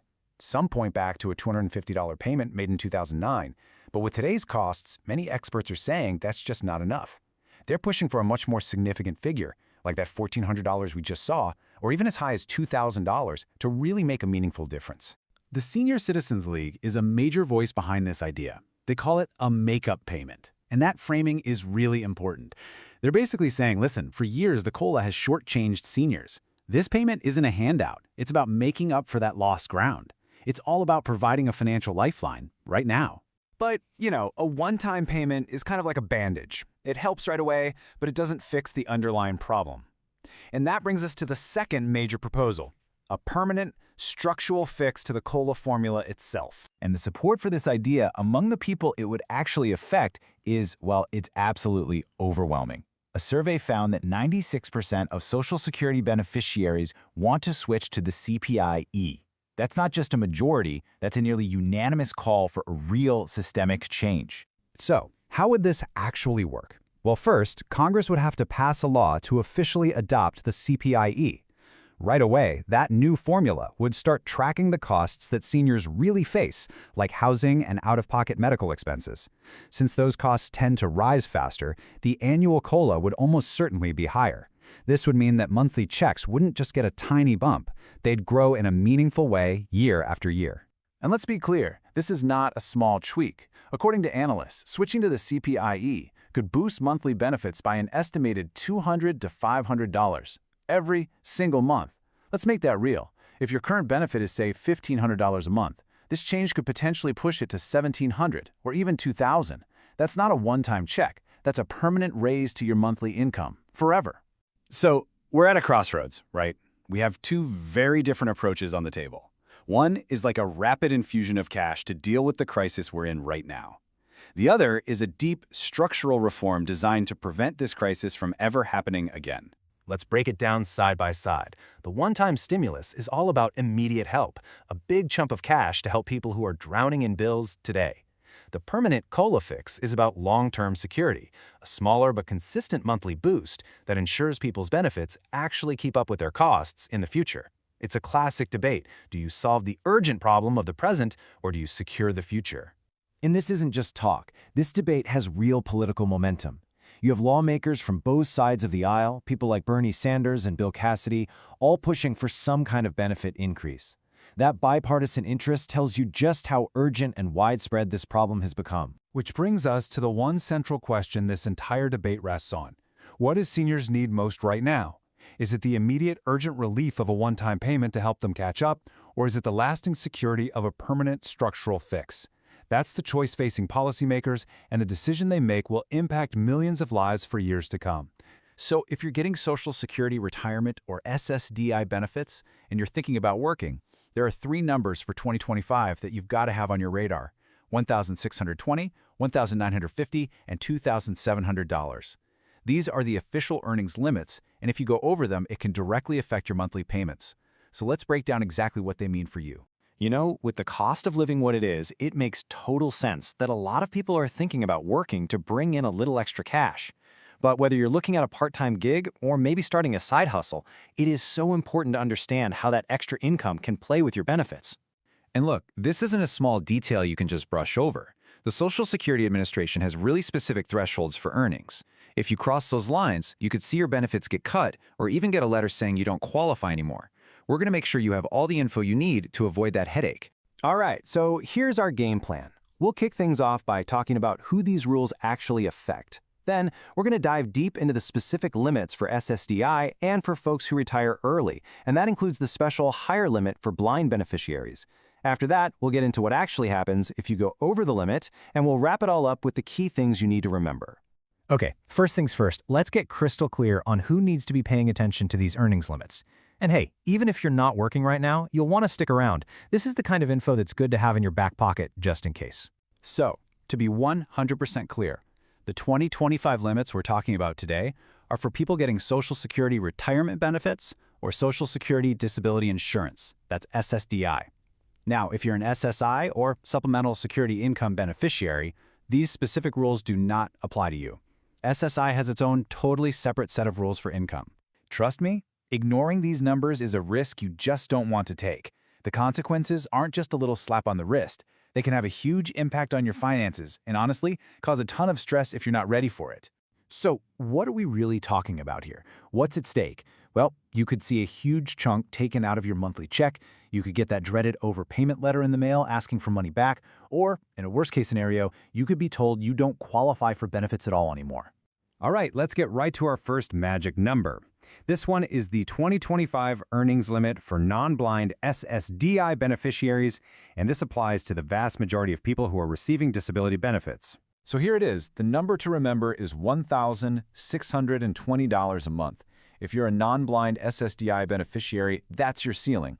It's the absolute max you can make in gross earned income before you start to put your benefits at risk. Now, this is a super important detail, and it's where a lot of people get tripped up. This limit applies to your gross income. That's the total amount you earn before they take out taxes or anything else, not what actually hits your bank account. So it doesn't matter if it's from a regular paycheck or a side hustle, it's that top line number that counts. When you earn more than that $1,620 limit, the Social Security Administration has a name for it: Substantial Gainful Activity, or SGA. If you're consistently hitting that SGA level, it can trigger a review of your case. Basically, the SSA might see it as a sign that you're able to work. This is a bit different from the trial work period, which has its own thing going on. But for ongoing work, SGA is the term to know. Okay, let's switch gears for a minute and talk about the rules for Social Security retirement beneficiaries. This is a whole different set of rules, and it's often called the earnings test. It's really aimed at people who decided to start taking their retirement benefits early. So this earnings test is specifically for you if you're getting retirement benefits, you're younger than your full retirement age, and you will not hit that age at any point during 2025. If you haven't started your benefits yet, then you don't need to worry about this. For this group, the limit for 2025 is a little higher. It's $1,950 a month. Now that number comes from an annual limit of $23,400. And while the SSA ultimately looks at your yearly total, thinking about it as $1,950 a month is the perfect guide for your gross income. Now, they call it the earnings test, but it's not really a test you can pass or fail. A better way to think about it is like a tripwire. If you stay below it, your benefits are totally fine. But the moment you go above it, that's when the reductions kick in. Okay, time for our third and final earnings limit. This one is different. It's a higher limit specifically for SSDI beneficiaries who the SSA classifies as legally blind. For SSDI beneficiaries who are blind, that gross monthly earned income limit for 2025 is significantly higher. We're talking $2,700 a month. And just like with the other SSDI limit, earning over this $2,700 threshold is, you guessed it, considered substantial gainful activity. The potential outcome is exactly the same. The SSA may take a closer look at your case to figure out if you still qualify for disability benefits. So we've gone through the three main limits. But what's the real story? What actually happens if you make more than that? This is where a lot of confusion comes in because the outcome is totally different depending on whether you're on retirement benefits or disability benefits. Let's break it all down. For all your retirement beneficiaries, the consequence is a very specific formula. The SSA looks at your total earnings for the whole year. Then, for every $2 you earn above that annual limit of $23,400, they will temporarily hold back $1 from your benefits. Let's put some real numbers on this to make it super clear. Let's say your total earnings for the year are $24,400. Okay, that's exactly $1,000 over the limit. So you apply the rule, $1 held back for every $2 over. And boom, the SSA would withhold $500 from your benefits. You can see how important it is to plan ahead. But here's the kicker, and this is so important to remember. That money they withhold, it's not gone forever. Once you hit your full retirement age, the SSA recalculates everything, and they give you credit for any of those months where money was held back. This actually leads to a slightly higher monthly payment for the rest of your life. So it's really less of a penalty and more like you're just pushing that money down the road to get it later. Okay, we have covered a lot of specific numbers and rules here. So let's take a second and boil it all down into the most important takeaways so you can plan out your year without any stress. Think of this table as your ultimate cheat sheet. Everything is right there, side by side. You can see the monthly limit for each type of beneficiary and what happens if you go over. This is a great thing to screenshot or just keep handy for reference. Really, the most important thing to take away from all this is to just be proactive. Make sure you know which of these limits applies to you, track that gross monthly income like a hawk, and if you have any questions, any doubt at all, just call the Social Security Administration. It is always, always better to ask for help beforehand than to get a nasty overpayment notice in the mail later on. At the end of the day, knowing these rules is all about empowerment. It gives you the power to make smart financial choices without guessing. So whether you decide to work right up to that limit, or maybe you decide working isn't for you right now, you can plan your year with confidence and, most importantly, avoid any of those unwelcome surprises. So, have you been seeing all those headlines buzzing about new stimulus checks for 2025? If you have, you're not alone, and yeah, it's pretty confusing. Are millions of us about to get more money or not? The answer? Well, it's not a simple yes or no. In this explainer, we're going to cut through all that noise and give you the real story.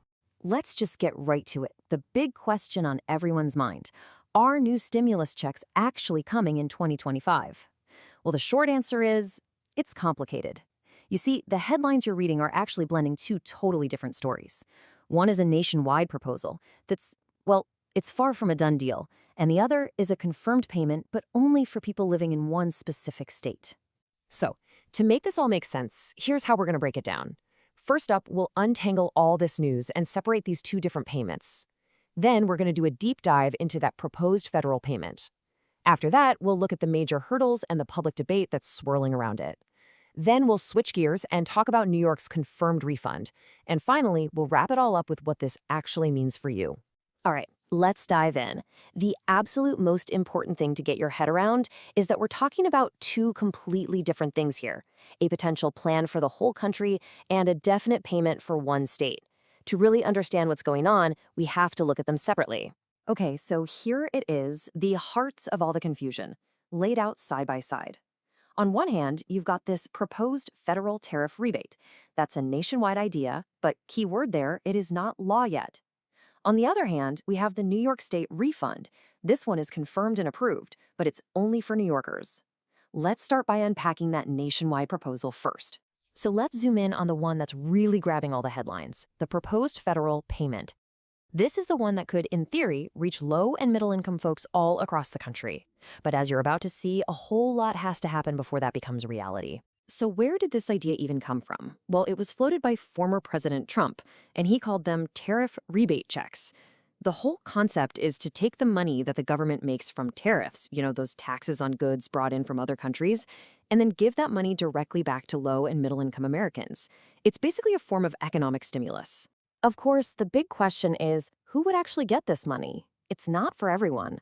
The proposal has some really specific income rules to figure out who would qualify. So let's break down exactly what those numbers are. So for a single person, the magic number is $75,000 a year. If you make that much or less, you'd qualify. And this is a really important point. This would include people who are on Social Security or other federal benefits, as long as their total income stays below that $75,000 line. And if you do fall under that income cap, the proposal says you'd get a one-time check for $600. Pretty straightforward payment for those who meet the criteria. Now, what about married couples who file their taxes together? Well, the math is pretty easy here. You just double it. The income limit would jump to a combined $150,000, and a qualifying couple who meets that income level would get a payment of $1,200, again, if this plan actually becomes law. But wait, there's a little more to it. The proposal, which was put together by Senator Josh Hawley, doesn't just stop with adults. It also includes an extra $600 for every child. So think about it. A qualifying family of 4 could actually see a payment of $2,400. The plan also mentions a phase-out, so the payments would gradually get smaller for people who earn a little bit over the limits. Okay, this next part is so important, and it's what a lot of the headlines are just skipping over. This is all just a proposal. I have to say it again, it is absolutely not guaranteed money. This plan has to go on a really long journey through Washington before it could ever become a reality, and it's already sparking a ton of debate. And, that journey to becoming a law is a tough one. Any bill like this has to clear 3 huge hurdles. First, it has to be debated in Congress. Then, it has to be passed by a vote in both the House and the Senate. And only then, if it makes it that far, can it be signed into law by the president. It's a really difficult path with no guarantee of success. And even while it's on that journey, it's already facing a lot of criticism. We're hearing from a lot of economic analysts and experts who are looking at this plan and, well, they're basically saying, you know what, $600 just isn't enough these days to really help. And to really see why they're saying that, you just have to look at this comparison. A lot of us remember those much bigger stimulus checks we got during the pandemic, right? Some were as high as $2,000. When you put this proposed $600 rebate next to that, well, you can see why some folks feel it falls a little short. The big reason for this whole argument, it all comes down to one word: inflation. I mean, with the cost of everything from groceries to gas going up, we're all feeling the pinch. For some context, a recent report showed prices went up 2.7% in just a single month. So you can see why a lot of people are arguing that for any relief to have a real impact, it just needs to be bigger. Okay, so let's switch gears completely. We've been talking about a proposal, something that might happen. Now let's look at something that is happening, but in a very different place. Yeah, this isn't a maybe or a what if. This is real. Governor Kathy Hochul in New York has officially announced that about 8 million people in the state are getting a stimulus refund check. It's approved, it's funded, it's on its way. So here are the hard facts for New York. The status? Confirmed. Done deal. The amount is going to be somewhere between $200 and $400. Now, the whole point is just to give folks a little bit of a cushion against that high cost of living. Is it going to change your life? Probably not. But could it help with groceries for a week or two? Absolutely. And for millions, that's real, tangible help. All right, so we've looked at the big national what if and the very real New York payment. So what's the bottom line for you? Let's boil this all down to the key takeaways you really need to remember when you see these stories pop up. Okay, here's what you need to remember. First, that federal check for $600 to $1,200, it's just a proposal right now. Nothing is set in stone. Second, that $200 to $400 check in New York, that is confirmed, but, and this is a big but, it is only for New York residents. For either one of these, your eligibility comes down to your income and your location. And finally, don't forget that national plan has a huge mountain to climb politically. And this whole thing really leaves us with a much bigger question, one that's at the very heart of this national conversation. In an economy where costs keep rising for everybody, what is the right amount of economic relief? Is a smaller, more targeted payment the way to go? Or do people need something more substantial to really help them stay afloat? It's a tough question, there's no easy answer, and you can bet we'll be hearing a lot more about it. You've probably been hearing the whispers, the chatter about another potential stimulus check. Well, guess what? It's not just talk anymore. A brand new proposal is officially on the table, and it's for a $600 payment to millions of Americans. So let's get right into it and break down exactly what this so-called tariff rebate is, where the cash would come from, and, the big question, how likely is it to actually land in your bank account? So let's cut to the chase. The headline news is this. Senator Josh Hawley, with a public thumbs up from President Trump, has introduced a new plan for a $600 tariff rebate check. Now that's the starting number, but as you'll see in a minute, some families could actually get quite a bit more. This is really the first serious proposal for direct payments that we've seen in a while, and believe me, it has a lot of people talking. But you gotta ask, right? Why now? I mean, it's 2025. Well, the answer really comes down to the immense economic pressure that so many Americans are still feeling every single day. Let's take a closer look at the numbers that are really driving this whole conversation. All right, so check out the latest inflation numbers. After sitting at about 2.5% for 2024, the annual rate just ticked up to 2.7% this past June. Now, I know what you might be thinking. 2.7%? That doesn't exactly sound like a crisis. But it's the story behind the number that really matters. It's this upward trend that people are absolutely feeling in their wallets. And this right here, this is where you can see that huge disconnect between the official numbers and real life. A recent Gallup report found that grocery prices have skyrocketed by a staggering 21%. Now compare that to the annual cost of living adjustment. That's the COLA increase that folks on Social Security, SSI, or VA benefits got. Their increase was just 2.5%. Think about that. When the price of your food goes up by 21%, but your income only goes up by 2.5%, that is a serious, serious financial squeeze. This quote just hits the nail on the head, doesn't it? It perfectly captures that feeling that the data on paper doesn't always reflect the reality of what families are actually going through. It's this gap, this huge chasm between the government's official stats and the crushing reality of rising costs that's really fueling this whole call for more relief. Okay, so the multi-billion-dollar question is, where would the money for these checks actually come from? Well, the plan is to fund them using revenue from something called reciprocal tariffs. In simple terms, these are just taxes that the U.S. government puts on goods being imported from other countries. According to President Trump, the U.S. is pulling in billions and billions from these tariffs, and he's basically said, hey, this is the perfect time to turn that money around and give it back to low and middle income Americans. All right, so we've covered the why. Now let's dive into the how. What are the nitty-gritty details of this tariff rebate plan? Who exactly would get a check, and how much could they expect? Here's how it's all supposed to break down. If you're a single adult making less than $75,000 a year, you'd get the full $600. For a couple filing their taxes together and making under $150,000, that payment doubles to $1,200. And here's where it gets really interesting for families. Each qualifying child would also get a payment. That means a family of 4, under that same $150,000 income level, could see up to $2,400. Now, if you earn over the limit, the payment gets reduced by 5%. It's pretty clear this is aimed squarely at helping low and middle income households. The plan also answers a really important question. What about people who might not have a formal income on paper? Well, it creates specific exemptions. Seniors, people with disabilities, and full-time caregivers wouldn't be subject to those income limits. This is a huge deal because it helps make sure some of the most vulnerable groups get the full payment, no strings attached. Okay, let's pump the brakes for just a second. It is absolutely crucial to remember that for now, this is just a proposal. It was actually introduced super quickly after President Trump first mentioned the idea, which kind of surprised a lot of people in Washington. And it faces some major hurdles before any of us see a dime. So, what does that journey to approval actually look like? Well, it has to go through the whole legislative gauntlet. You know how it is. Step 1 is done. The bill is officially introduced. But now comes the really tough part. It has to be debated, probably picked apart, and then eventually voted on. And that right there is the biggest hurdle of all. For this to become law, it needs to get a yes vote in both the House of Representatives and the Senate. If it can somehow clear that massive obstacle, it then goes to the president's desk. And since it was his administration's idea, a signature is pretty much a given. But honestly, getting it through Congress is the real challenge here. So while all of that political maneuvering is going on, a completely different conversation is already heating up. Let's say it does get approved. A lot of people are asking a very simple but powerful question. Is $600 really enough to make a difference?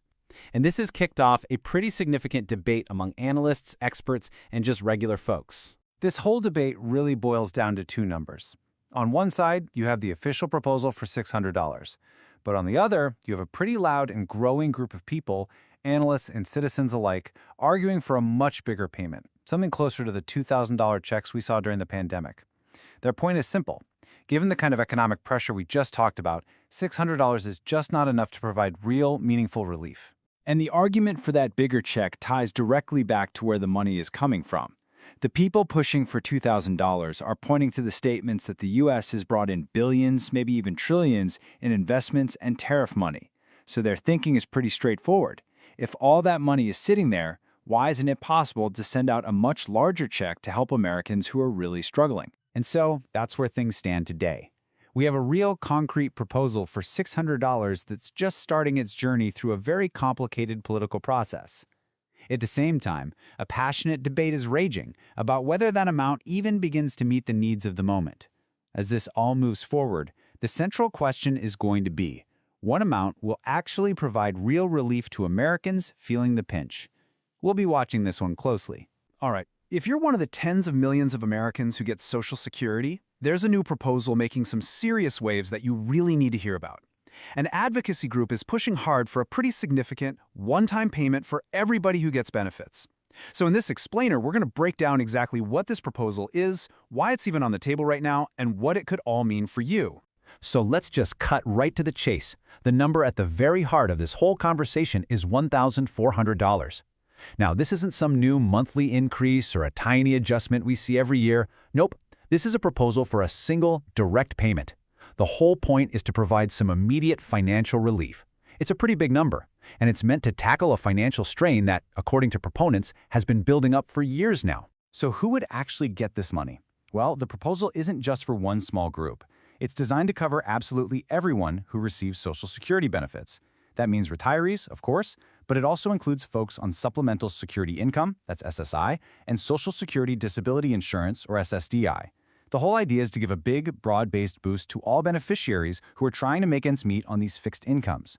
Okay, so why now? Why this big push for a $1,400 payment all of a sudden? Well, the answer really gets into a long-running debate over something called the COLA, the Cost of Living Adjustment. The people behind this payment argue at the system we're using right now to adjust benefits for inflation, well, they say it's fundamentally broken and that millions of people are falling further and further behind because of it. Every year, Social Security benefits get a little bump, a percentage increase, to help people keep their buying power as the prices for, well, everything go up. That's the COLA. And in theory, it sounds like a perfect system, right? If your rent, your groceries, and your gas all get more expensive, your benefits should go up to match. But, and this is a big but, the core argument of this new proposal is that in the real world, it's just not working that way at all. The main voice you're hearing behind this push is a nonpartisan group called the Senior Citizens League, or TSCL for short. For years, they've been making this case that the annual COLA increases are, to put it simply, just not enough. They argue there's this growing gap between the benefit increases people get in their checks and the actual real-world inflation they're facing, especially for the big things like housing, food, and of course, healthcare. And this right here gets to the technical, kind of nerdy heart of the problem. See, the current COLA is calculated using something called the CPIW. It basically tracks the spending habits of younger, working-age people in cities. But critics, like the TSCL, say that's a huge flaw. Why? Because the spending habits of a 40-year-old office worker are completely different from a 75-year-old retiree. For example, seniors spend a much bigger chunk of their income on healthcare, a cost that the CPIW barely registers. So the TSCL wants to switch to the CPIE, which is based on the spending of the elderly. They say this would finally give a true picture of the inflation seniors are up against and lead to much fairer benefit increases. And this quote from Shannon Benton, the executive director at TSCL, it really frames the whole issue perfectly. For years and years, beneficiaries have been saying, hey, my costs are going up way faster than my benefits. This quote flips the whole script. It says, instead of doubting the lived daily experience of millions of people on fixed incomes, maybe, just maybe, it's time to admit that the tool we're using to measure their costs is the thing that's actually broken. So moving beyond all the technical arguments about inflation and indexes, what's the real-world evidence for this payment? Well, the TSCL has gathered some really compelling data that, honestly, paints a pretty stark picture of the financial pressures that millions of beneficiaries are dealing with right now, today. Just let this number sink in for a minute. 7.3 million. According to the TSCL's research, that is how many American seniors are trying to get by on less than $1,000 a month. That's not just a low number, it's below the federal poverty line. And as the organization points out, in most cities, that's less than what you'd pay for just a modest apartment, let alone food, utilities, medicine, everything else. This is the reality that's fueling this urgent call for relief. And this dependency it's absolutely key to understanding the problem. For so many people, Social Security isn't just a little extra check to help out. It's their entire livelihood. This research shows that for nearly 4 out of every 10 beneficiaries, Social Security isn't just part of their income, it is 100% of their income. So when that's your only source of money, even a small gap between your benefit increases and the rising cost of living can be completely devastating. And when you look at the opinions of the beneficiaries themselves, the message is crystal clear. A survey by the TSCL found just overwhelming support for changing how the COLA is calculated. We're talking 96% in favor of using an index like the CPIE that actually reflects their spending. The survey also found that 1/5 of seniors are spending over $1,000 a month just on healthcare. And maybe the most telling part, 4 out of 5 felt that inflation was way higher than the official numbers the government was reporting. So this isn't just a policy debate, it's this widespread feeling of being left behind. Now, it's really important to understand that this whole idea of a direct payment isn't just coming out of thin air. There's actually a history of the federal government providing this exact kind of direct assistance. This $1,400 proposal is really part of a much bigger ongoing conversation about how we can strengthen Social Security benefits for everyone. If you look back, you can see some really clear examples. Back during the Great Recession in 2009, the government sent out $250 economic recovery payments to people on Social Security and SSI. And of course, much more recently, during the pandemic, millions of us got those economic impact payments, the stimulus checks. The TSCL points to these examples as proof that when things get economically uncertain, the government can and has stepped in with direct financial help. This new proposal fits right into that pattern. And this proposal for a one-time payment, it's not the only idea out there for boosting benefits. Not by a long shot. There have been several other pretty big plans discussed recently. For example, Senators Bernie Sanders and Elizabeth Warren brought back the Social Security Expansion Act. That's a bill that would increase benefits by $2,400 a year, so $200 every month. And similarly, during his 2020 campaign, Joe Biden also proposed a $200 per month increase. This all just goes to show that the push for a $1,400 check is part of a much wider call from a lot of different people to provide more substantial support. So with all of this context, you've got the flawed COLA, the real financial hardship, the history of these kinds of payments, and all these other proposals floating around, we finally get to the big question. We have this compelling proposal on the table, so what happens next? Where does this whole idea go from here? Okay, this right here is the most important thing to clarify right now. The $1,400 catch-up payment is a proposal from the Senior Citizens League. It is not a bill sitting in Congress, and it is definitely not a law. It's an idea that's being pushed by a very influential advocacy group to spark a conversation and, frankly, to put some pressure on lawmakers. The goal is to get this concept onto the legislative agenda, but as of today, that's what it is, a proposal. So let's do a quick recap of the key takeaways from all this. First, a major advocacy group, the TSCL, is pushing for a one-time $1,400 payment. Second, this is a direct response to the cost of living adjustments that they say just haven't kept up with real-world inflation for seniors. Third, their case is backed up by some pretty stark data on financial hardship. And finally, this kind of direct payment isn't new. It has been used before during tough economic times. And that leaves us with this final really crucial question. This $1,400 proposal, it's a potential short-term fix for a very long-term problem. And whether this specific plan ever moves forward or not, the underlying issues, how do we accurately measure inflation for seniors? How do we make sure benefits provide a dignified standard of living? Those questions aren't going away. It really forces all of us to think bigger. As our economy keeps changing, how does this fundamental pillar of our social safety net need to evolve right along with it? So let's talk about something you've probably heard a lot about, this idea of giving every single person on Social Security an extra $200 a month. I mean, on the surface, it sounds amazing, right? A huge boost for millions of people. But, as we're about to find out, when you dig into the details, it gets a whole lot more complicated. All right, let's get into it. You know, this one quote really just sums up the whole thing perfectly. It's a plan that comes from a really good place, trying to help folks who depend on Social Security. But it's also got this giant, fundamental flaw that makes it, well, almost impossible to actually do. So the big question we're going to tackle here is, what's the good part? And what's the really, really flawed part? And maybe, just maybe, is there a better way to do it? So, first things first, where did this idea even come from? Because it's not just some rumor bouncing around online. Nope, it actually comes from real legislative proposals that have been kicked around for years. Let's break down what this plan is really all about. Okay, so this whole idea is a huge piece of something called the Social Security Expansion Act. Now, this act has a lot in it, but the part that gets all the headlines, the part everyone talks about, is that permanent $200 a month raise in benefits. And it's important to note this isn't some brand new idea. A temporary version was talked about back in 2020, but this proposal, this one wants to make that raise a permanent part of Social Security.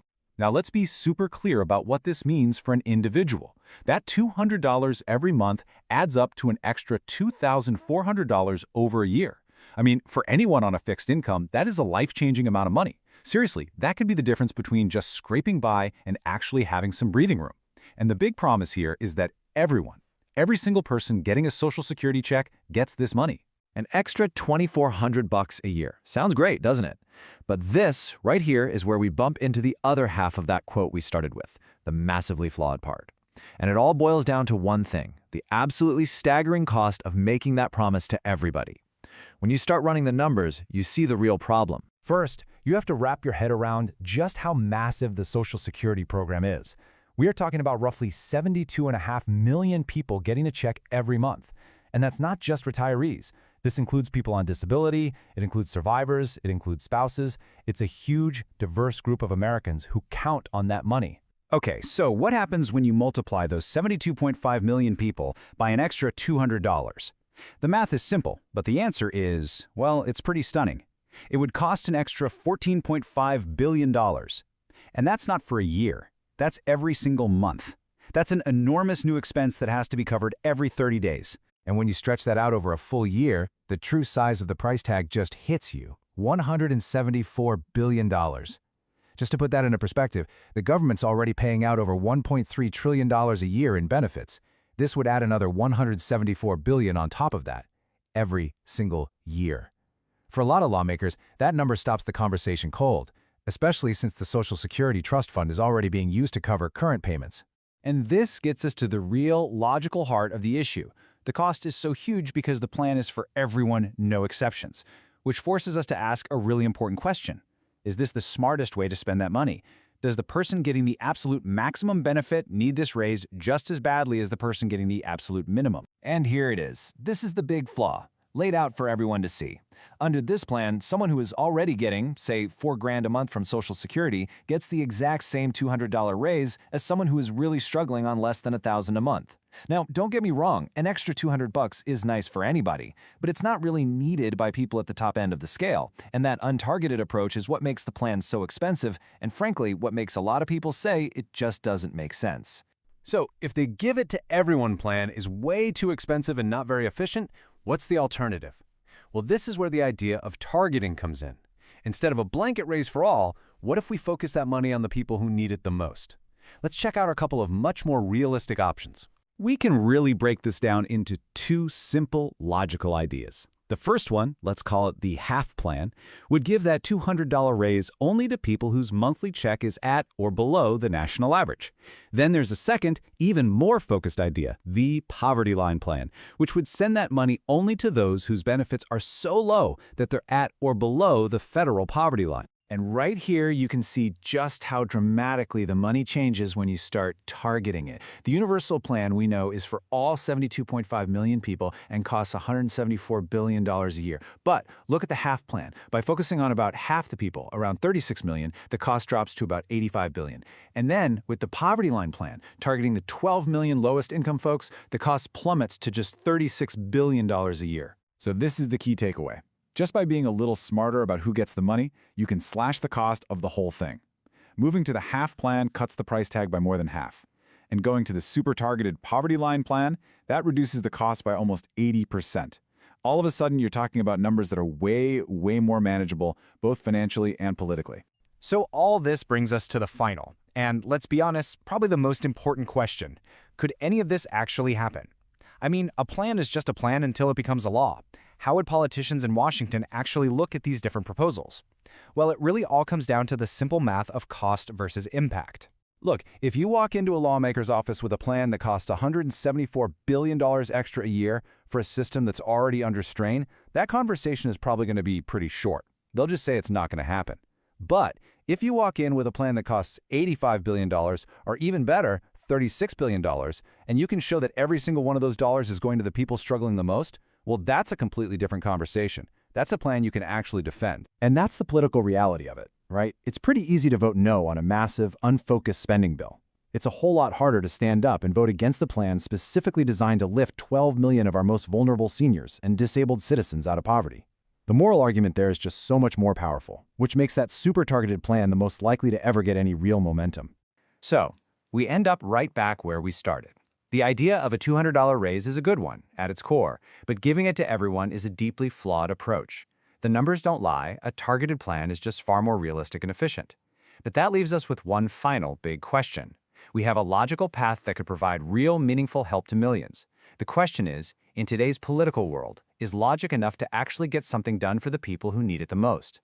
Today, we're diving deep into a topic that affects the financial planning of about 7.4 million Americans. The projected 2025 cost of living adjustment for your supplemental security income, or SSI benefits. We've got the first big piece of the puzzle, and we're going to break down exactly what it means, how it's all calculated, and what you can really expect in the months ahead. All right, let's jump right in. Okay, let's get straight to it. The number of the hour is 2.7%. Now, based on the very first piece of official inflation data that's come in, this is the current projection for the 2025 raise to your SSI benefits. For a little context, you might remember the raise for 2024 was 3.2%, so this first look is starting out just a little bit lower. But it's a number that has a huge impact on your monthly budget, so let's dig into what it actually means for you. So this annual raise, it's officially called a COLA, which stands for Cost of Living Adjustment. And the whole point of the COLA is to make sure your benefits don't lose their power over time. I mean, think about it. When the price of everything, groceries, gas, utilities, when all that goes up, your income needs to adjust to keep up, right? Well, the COLA is the system designed to do exactly that, and it applies to every single person receiving SSI.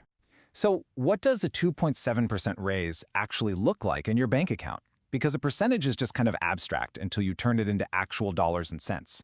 In this next part, we're going to get really specific and look at the hard numbers for both individuals and married couples, all based on this early projection. Okay, for an individual, the current maximum federal SSI payment is $967 a month. If we apply this projected 2.7% COLA, we're looking at a monthly increase of $26. That brings the new max up to $993. And what's really interesting here is just how close that is to that big psychological milestone, $1,000. It just makes you wonder, will the final numbers be enough to push it over the line? Now let's take a look at the numbers for married couples. When both partners are eligible, the current maximum is $1,450 a month. With that same 2.7% projection, that would mean a $39 increase, which would raise the new monthly benefit to $1,489. Again, these are the concrete dollar amounts we're looking at with the data we have right now. So, where does this 2.7% number actually come from? I mean, it's not just some arbitrary number they pull out of a hat. There's a very specific formula that the Social Security Administration has to use, and it's all based on very specific economic data. So let's pull back the curtain and see how the engine for this whole process really works. So, the heart of the calculation comes down to a specific government measure of inflation. It's called the Consumer Price Index for Urban Wage Earners. Yeah, it's a mouthful, so we just call it the CPIW. But here's the most important part. They don't use the inflation numbers from the whole year. The law specifically says the calculation uses only the average inflation from the third quarter of the year. That means just the data from July, August, and September. And that is exactly why this is just a projection. It's kind of like we're trying to figure out the average temperature for the summer, but we only have the data for June. We have the inflation report for July, that's done, but we're still waiting for the August numbers, which we'll get in mid-September, and then the final piece of the puzzle from September, which comes in mid-October. Only when they can average all 3 of those months will we get the final official COLA. This brings us to what is, without a doubt, the most important point in this entire explainer, and I really can't overstate this. All the figures we've been talking about, the 2.7%, the $26 increase, the $39 increase, they are all preliminary. They are not a promise, and they are almost certain to change. Let me be as direct as I can here. None of this is guaranteed. These numbers will change. You see, even tiny little fluctuations in inflation during August and September can cause that final COLA to tick up or down. If an inflation report comes in hotter than expected, the raise could go higher. If a report comes in cooler, well, it could bring it down. So just to recap the key reasons you have to be cautious, we're working with incomplete information here. The whole calculation is based on an average, and we only have one of the 3 numbers we need to figure out that average. The final official announcement won't come until October, after all 3 months of that third quarter inflation data have been collected and analyzed. So given that this is all just a projection, what does this mean for your financial planning? And what should you be watching for? Understanding the context around these numbers is just as important as the numbers themselves. Now, there's this disconnect that a lot of people feel, and it's a really important part of this whole conversation. The official inflation number, that CPIW, it might say one thing, but the reality at the grocery store or on your utility bill, well, that can feel very different. There's a really common feeling out there that the cost of essentials is going up much faster than the official data shows. So while the COLA is tied to that official number, this gap between the data and daily life is key to understanding the full picture. So the crucial point and the main takeaway here is this: the game is not over, not by a long shot. The most important events are still to come. Those inflation reports for August and September, those are the data points that will decide the final outcome. All eyes are going to be on those releases in the coming weeks because they are what will determine the actual raise that millions of SSI beneficiaries will see in their checks starting in January 2025. And so we're left with this really tantalizing question. The projection for an individual is sitting at just $993 a month. It's hovering right below that major milestone. So the big question for the next couple of months is, will the inflation data for August and September provide just enough of a nudge to push that maximum benefit over the symbolic $1,000 mark? That's the key question we'll be watching, and we will be back with the answer as soon as those final numbers are in. The 4th stimulus check. It's everywhere, right? And with all that talk comes a ton of questions, and honestly, a whole lot of confusion. Is this thing for real? How much are we even talking about? And the big one, when could you actually see that money? Well, today, we're going to cut through all that noise, we're going to lay out the facts so you know exactly what's what. And that brings us right to the single biggest question that is on literally everyone's mind. You see it in every comments section. When are we gonna get it? It's such an urgent question for so many people, so let's just tackle it head on, right now. Normally we might kind of build up the suspense, save the big reveal for later, but not today. We are going to answer this million-dollar question immediately because, frankly, it is the most important piece of this entire puzzle. And here it is, the most honest, the most accurate answer anyone can possibly give you right now. Ready? We don't know. Simple as that. Despite everything you might be seeing online, all the clickbait, all the promises, the truth is nobody knows for certain when or even if a new payment is actually going to get approved and sent out. And this is exactly why you have to be so careful. I mean it. If you see someone online, anyone, claiming they have a specific payment date, you should be extremely skeptical. Right now, any exact date is just pure guesswork because the wheels of government just haven't turned that far yet. Okay, So, now that we've kind of set some realistic expectations about the timeline, let's get into what is actually on the table. This isn't just some vague idea floating around in the ether. There is a real, concrete proposal out there with a specific name and everything. The official name is the American Worker Rebate Act of 2025. This is a real piece of legislation, a formal bill that was introduced in the Senate by Senator Josh Hawley. So it's not a rumor. Having a formal proposal is a huge deal because it means there's something tangible for lawmakers to actually debate, maybe amend, and hopefully vote on. And this brings us to the number you've probably seen popping up everywhere, $600. Now, that's the base amount being proposed for each eligible person. But what's really fascinating here isn't just the number itself, it's where that money comes from and where that number could go. So here's the really unique part of this proposal. The money for these checks would actually come from revenues collected through tariffs on foreign goods. The bill states the payment would be no less than $600. What that means is, if those tariff revenues start to grow, the final payment could actually go up. It's a floor, not a ceiling, which is a pretty interesting twist. You know, we get a ton of questions about who would get this. People are always asking, when will folks on SSDI get it? Or what about seniors? Well, this particular proposal is designed for the general population. It's not aimed at one specific group. So if it were to pass as it's written today, all eligible people would get their payment around the same time. Okay, so we've got a real proposal with some pretty specific details. But how does an idea like this go from a piece of paper to an actual law that results in a check in your bank account? Well, it has to navigate the very, very complex world of Congress. For a bill like this to actually become a law, there are really three main ways it can happen. Three paths it can take. First, it could pass all by itself as a standalone bill. That's pretty tough to do. The second option, and you see this happen in Washington all the time, is it gets tacked onto another much bigger piece of legislation, something that has to pass, like the federal budget. Or third, it could get ruled into what they call a reconciliation bill. That's a special kind of budget bill with rules that can, make it a little easier to get through. So when could all this happen? This timeline here lays out the key moments to watch for. Now, let me be super clear. These are not payment dates. Think of them more as opportunities, legislative windows, like that federal budget deadline or a reconciliation period. These are the moments when a proposal like this one could get attached to a bigger bill and actually start moving forward. So these are the times you'll want to pay attention. Whew, we have covered a lot. The what, the how, and the when, or I guess the when we just don't know. So let's pull this all together. Let's summarize the absolute most important things you need to take away from all this. Okay, let's just boil this down to the four key things. Number one, yes, a real proposal for a $600 plus check is really out there. Two, it has an official name, the American Worker Rebate Act.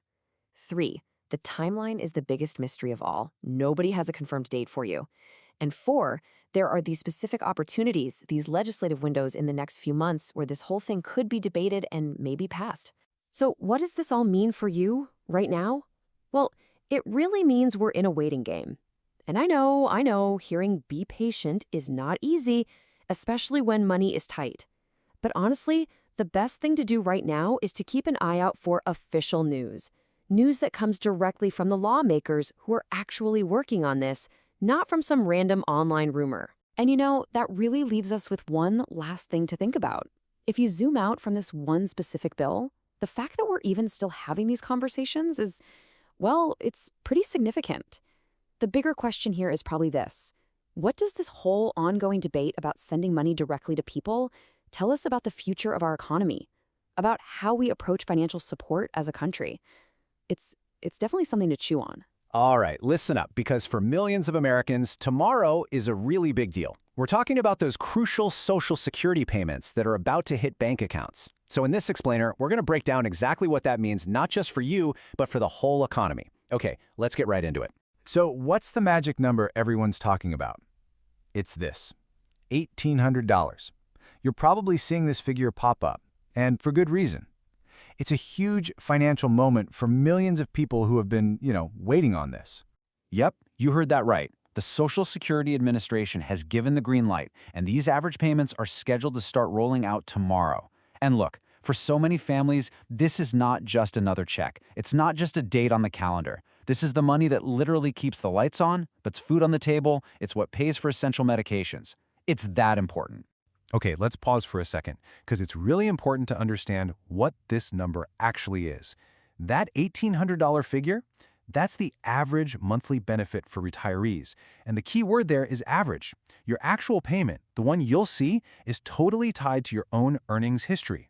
So yeah, a lot of checks will be around that number, but some folks will get more and some will get less. It's personal. So who's actually covered by this? Who's getting these payments? Well, we're talking about a pretty wide net of Americans.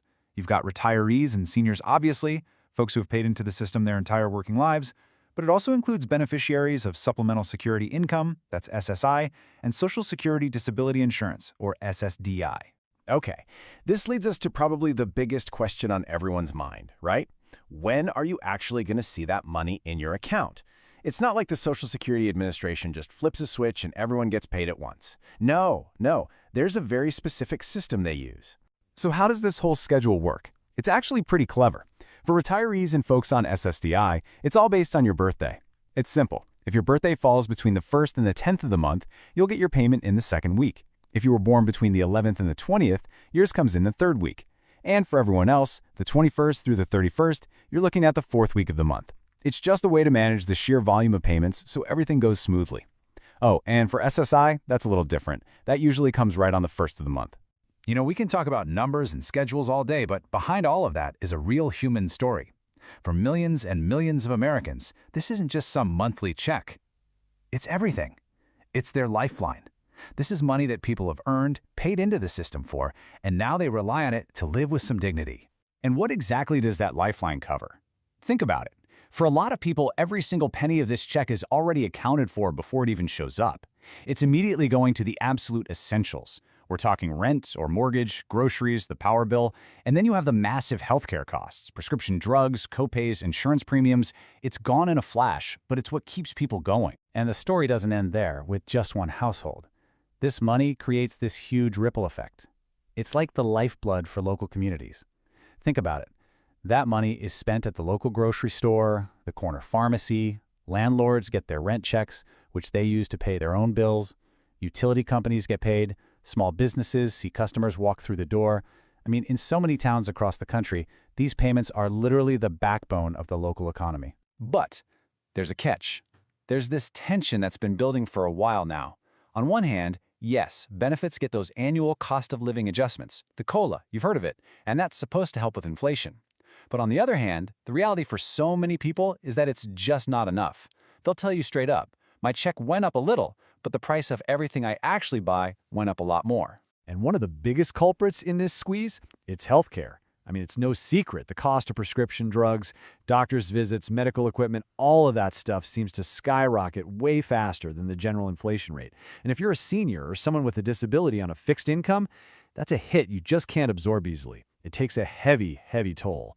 Now, I want to be crystal clear about something. Tomorrow's checks are coming. They are guaranteed, so nobody needs to worry about that. But at the same time, we have to acknowledge the bigger conversation that's happening about the long-term future of the whole system. So while you can count on this payment, there's a major debate going on in Washington about how to make sure Social Security is just as secure for our kids and grandkids. So, knowing all that, let's switch gears a little bit. Let's talk about what you can do right now.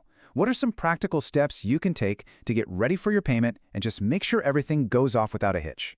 Okay, here are 3 really simple things you can do. Step 1. Just confirm your info. Log in or call and make sure your direct deposit details are up to date. Super easy, but super important. Step 2. Plan out your budget. Know where that money is going before it even arrives. Cover the big things first: housing, food, healthcare. Everything else comes after. And step 3, if you can, and I know it's tough, try to save a little. Even a tiny amount, like $20 or $30 a month, can be a lifesaver when some unexpected bill pops up out of nowhere. So, as these checks land in bank accounts, they're bringing some much-needed relief and stability to millions of people right now. But it also forces us to look at the bigger picture, to ask that really important question.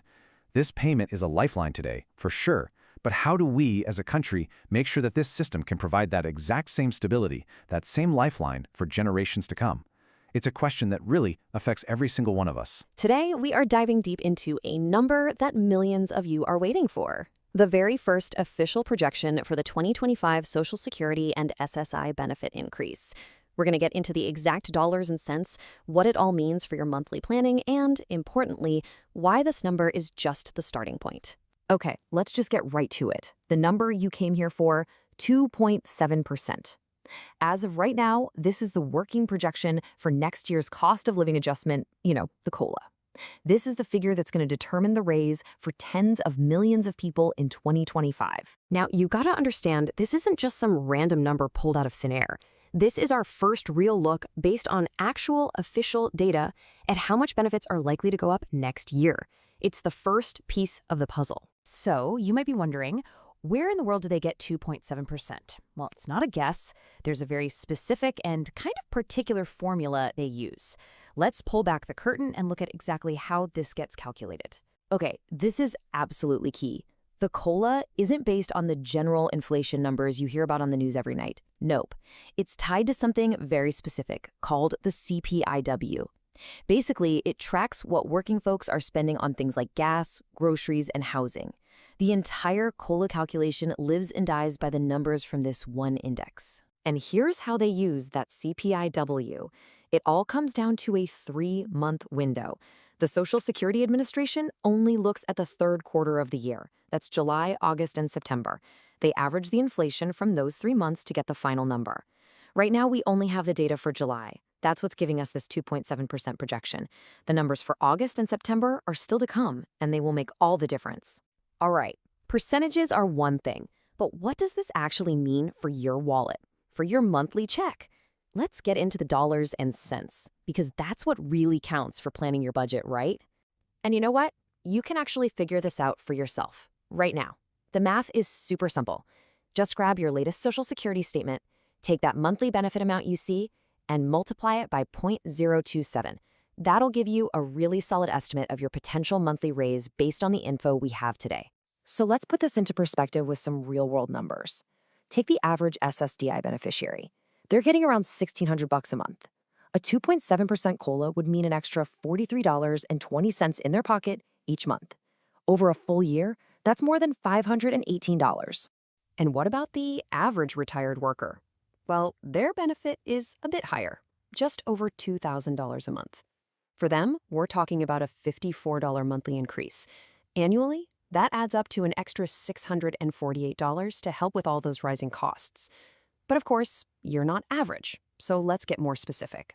Okay, average doesn't apply to everyone, right? So we've put together these detailed charts so you can find your number. Just find your current benefit on the left. Let's say you get $800 a month. You're looking at about a $21 raise.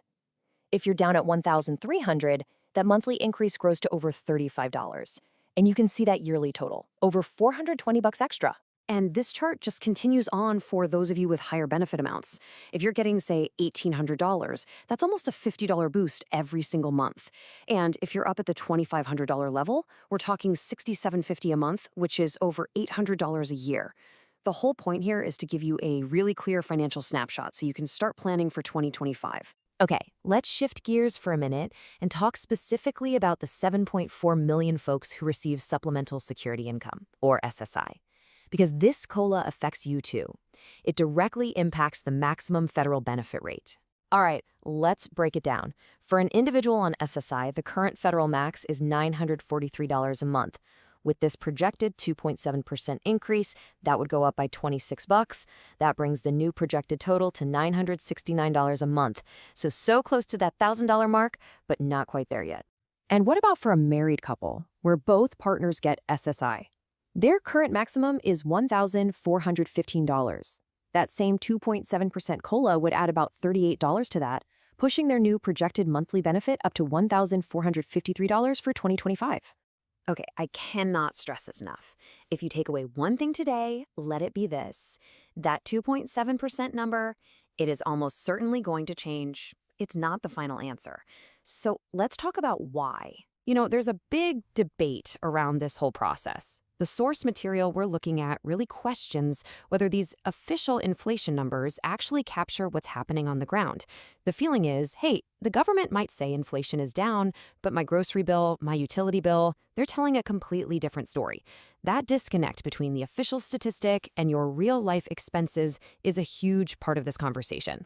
And that really gets to the heart of why this number is just a starting point. Look, that 2.7% is based on just 1 month of data, July. We are still waiting for the numbers from August and September. The final COLA will be the average of all three. So if inflation suddenly spikes or drops in the next 2 months, that 2.7% will move right along with it. Everything really does hang in the balance. So what's the bottom line? We have a solid first projection, a really useful number you can use to start planning. But the final number is still very much a moving target. And that leaves us with the biggest question of all, doesn't it? No matter what that final COLA percentage ends up being, will it actually be enough to help millions of Americans on fixed incomes keep up with the real costs they face every single day? That's the question we'll all be watching. Let's talk about something that so many people wait for every single year, the Social Security raise. You know, it's that one number that's supposed to help you keep up with rising costs. But here's the thing. What if that headline number we all see isn't exactly the whole story? Let's dive in and unpack what that raise really means for your wallet. So the latest projections are out, and this is the magic number everyone's been talking about, a 2.8% cost of living adjustment. We call it the COLA. Now, on the surface, that seems pretty straightforward, right? It's a 2.8% boost to your monthly benefits. Simple. But, and this is the big but, how much of that raise will actually land in your bank account? That's the real question, isn't it? And the answer to that, well, it gets to the very heart of the financial reality for millions and millions of Americans. Okay, to really get what's going on, we need to take just a quick step back and look at why this annual raise even exists. I mean, it's not just some random bonus. It's designed to be a crucial financial lifeline. The whole idea behind the COLA is actually pretty simple. It's meant to make sure your benefits keep up with inflation. You know, as the price of gas, groceries, and everything else goes up, your check is supposed to go up too. The goal is that your purchasing power stays the same. At least, that's the theory. So how in the world did they figure out how much costs have gone up? Well, it all boils down to a very specific formula. And this, my friends, is where the first piece of our conundrum really starts to show up. They calculate the COLA using an index called the CPI-W. Now, the key part of that is right in the name, urban wage earners and clerical workers. Think about that. This formula tracks the spending habits of people who are still working, not retirees. And you know better than anyone that your expenses are totally different, especially when it comes to things like healthcare. And this right here, this is the result of using that metric over the long haul. Just look at that huge gap. Over the last 25 years, all the COLAs combined have raised benefits by 83%. But the actual costs that seniors face have skyrocketed by over 145%. That is a massive disconnect between the raise on paper and the reality of paying the bills. And that gap, it isn't just a number on a chart. It translates directly to this, a staggering 62% loss in purchasing power. To put it plainly, your Social Security benefits today by a whole lot less than they did a quarter of a century ago. Okay, so that's the big long-term picture. But let's bring it back to the here and now. What does this year's projected 2.8% raise actually mean for your monthly check? Let's talk real dollars and cents. Let's break it down. If you're currently getting, say, $1,000 a month, that 2.8% COLA works out to a gross increase of $28. For the average retiree who's getting closer to $2,000, that's about a $56 raise. Now, remember the word I'm using, gross. This is before anything else gets taken out. All right, so we can see the numbers. And for a lot of folks, even a modest increase is something tangible. But now we've got to talk about the big catch. This is the main reason why your net raise, what you actually get to spend, is almost always smaller than that big headline number. You see, there's another major cost that goes up every year for most of us, and its increase gets deducted directly from our Social Security checks. It basically eats into that COLA before we ever even get a chance to see it. So, let's look at the other side of this equation. Take a look at this number, 11.6%.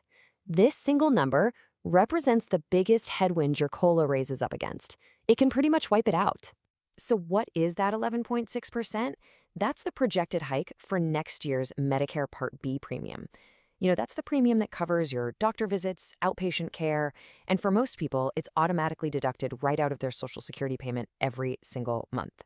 And right here, this is the core of the whole problem, laid out plain and simple. Your benefits are set to go up by 2.8%, but your Medicare Part B premium is projected to jump by 11.6%. The cost of your healthcare is climbing more than 4 times faster than your benefit. It's a race your raise just can't win. In actual dollars, that 11.6% jump means the standard monthly premium is expected to go up by about $21.50. And again, that's the amount that gets taken out of your check before the rest of it ever gets to you. So let's bring this all together. Let's get to the bottom line. How can you figure out what your actual take-home increase is really going to be? It's a simple calculation, but wow, does it reveal the true impact of these two competing numbers? Here's how you can figure it out for yourself. It's super easy. First, you take your gross monthly raise from the COLA. Let's go back to our example of the $1,000 benefit. That was a $28 raise. Okay, step 2. Subtract that projected $2,150 Medicare premium increase. And what's the result? A net monthly raise of just $6.50. Your $28 raise just shrank to less than $7. And all of this brings us to one final, really critical question. The entire system is built on a promise, right? The promise to protect seniors from the rising cost of living. But if the adjustment itself is being eaten alive by the rising cost of healthcare, and the way we calculate it is totally out of sync with what seniors actually spend their money on, you have to ask, what part of this whole equation needs to change? So, you've probably seen the headlines buzzing around. Something about a new payment for Social Security recipients? Well, we're going to break down exactly what that's all about. It's a proposal that's getting a ton of attention, and we need to talk about what it could actually mean for millions of people. Okay, let's get right into it. Okay, so the number at the absolute center of this whole conversation is this: $1,400. And look, this isn't just some random figure pulled out of a hat. It is the exact amount at the heart of a new proposal aimed squarely at people on Social Security.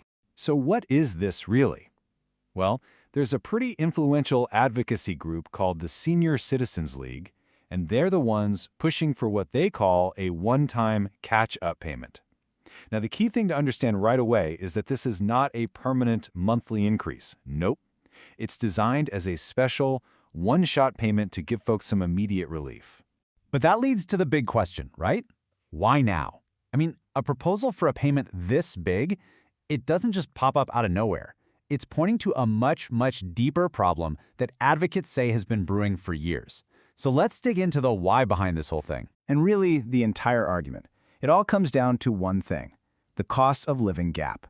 Basically, there's this growing sense that the money seniors are getting just isn't keeping up with what things actually cost day to day. And that gap is getting dangerous.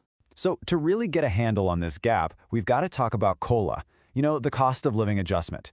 It's that annual raise that Social Security recipients get. And its whole job, its only job, is to make sure your benefits can buy the same amount of stuff this year as they did last year, even when prices go up. On paper, it's supposed to be a perfect system. But in the real world, is it working? Well, according to people like Shannon Benton from the Senior Citizens League, the answer is a big no. She talks about a sharp erosion in what people can actually buy. She's arguing that those yearly COLA raises just aren't keeping up with the soaring costs of essentials. We're talking food, housing, and a big one, healthcare. And listen, this gap is a huge deal because of just how much people depend on these benefits. I mean, look at this. For almost 40% of folks, Social Security isn't just some of their income, it's all of it. It's their entire income. So for that group, when the COLA doesn't cut it, there's literally no other safety net. That's it. Okay, so if we all agree the COLA isn't quite doing its job, the obvious next question is why? What's broken? And that question takes us right into the really technical, nerdy heart of this whole debate. It's all about a disagreement over the formula, the math used to figure out inflation for seniors. Let's break this down, because it can get a little confusing. Right now, the COLA is calculated using something called the CPIW. Now, this index looks at what urban workers are buying. Things like gas for the commute, new clothes for the office. But here's the problem. Advocates say seniors spend their money completely differently. They spend way less on gas and way more on things like healthcare. So they want to switch to a different index, the CPIE, which is specifically designed to track spending for the elderly. It gives a lot more weight to those crucial costs. And you might be thinking, is this just some niche idea? Not even close. When the Senior Citizens League actually surveyed retirees, the support for this change was just overwhelming. I mean, look at that number. A staggering 96% of the people they asked said, yes, the COLA should absolutely be based on how we actually spend our money. And the numbers behind that feeling are pretty grim. You've got 1 in 5 seniors spending over $1,000 a month just on healthcare alone.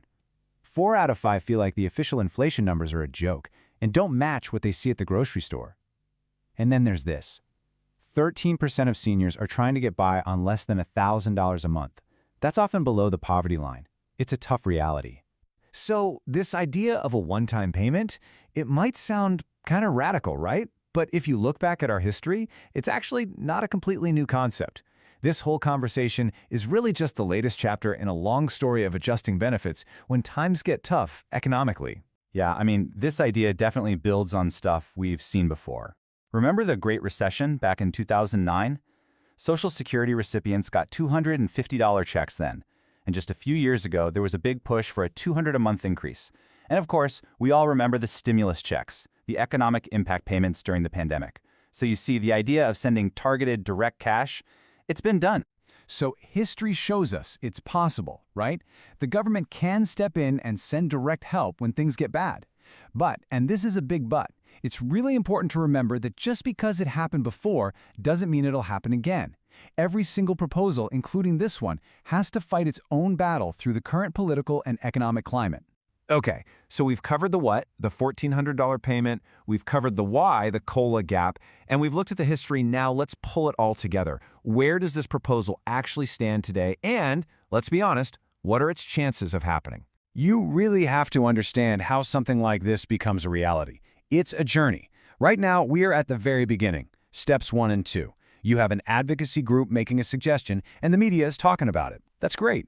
But for this to turn into actual money in someone's bank account, it needs to become a bill. That bill has to pass the House, and it has to pass the Senate. Then it has to be signed by the president.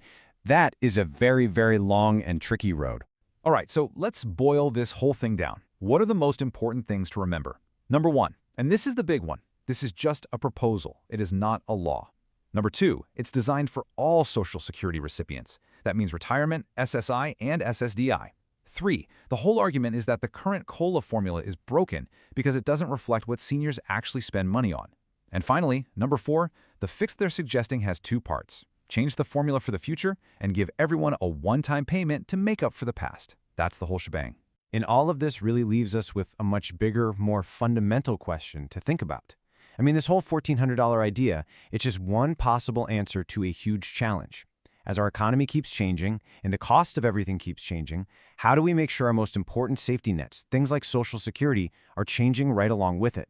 That's the real conversation, and it's one we're definitely going to be having for a long, long time. There is a huge potential financial correction coming from Social Security, and if you're one of the millions of people who could be affected, you are absolutely going to want to hear this. We're talking about a law that could mean billions of dollars in back pay and a permanent raise to your monthly check. So just how big are we talking? Well, according to estimates, if this new law passes, it would trigger over $15.3 billion in payments. And listen, this isn't some new stimulus program. Nope. This is a correction of money that many, many people argue they were always owed. And what does that giant number mean for you, for an individual? Well, it breaks down to an average one-time back payment of a whopping $6,710. And you know, for a lot of folks, that would just be the start. So let's really dig into the details here. This entire thing comes from a new law called the Social Security Fairness Act.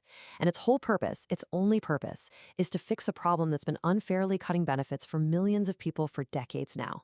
Now, who exactly are we talking about here? These changes are really, really targeted. They affect about 3.2 million people, mostly public servants, you know, people like teachers, police officers, and firefighters, who also have a pension from a job where they didn't pay Social Security taxes. But, and this is super important, this doesn't apply to all public workers. Actually, about 72% of them would not be affected by this bill at all. To really get why this proposal is such a game changer, we have to go back and look at what's been going on. For more than 40 years, 2 specific rules have been causing these benefit reductions. So let's break down what they are and why they exist. Okay, so the two culprits here are called the windfall elimination provision, or WEP for short, and the government pension offset, also known as GPO. These rules have been on the books since the late 70s and early 80s, and they were basically designed to lower the Social Security benefits for anyone who also gets a pension from what's called non-covered work. And the real-world cost of this is just staggering. Let's paint a picture. Imagine you worked and earned a Social Security benefit of, say, $1,500 a month. Well, under these old rules, WEP or GPO could come in and slash that by an average of $360.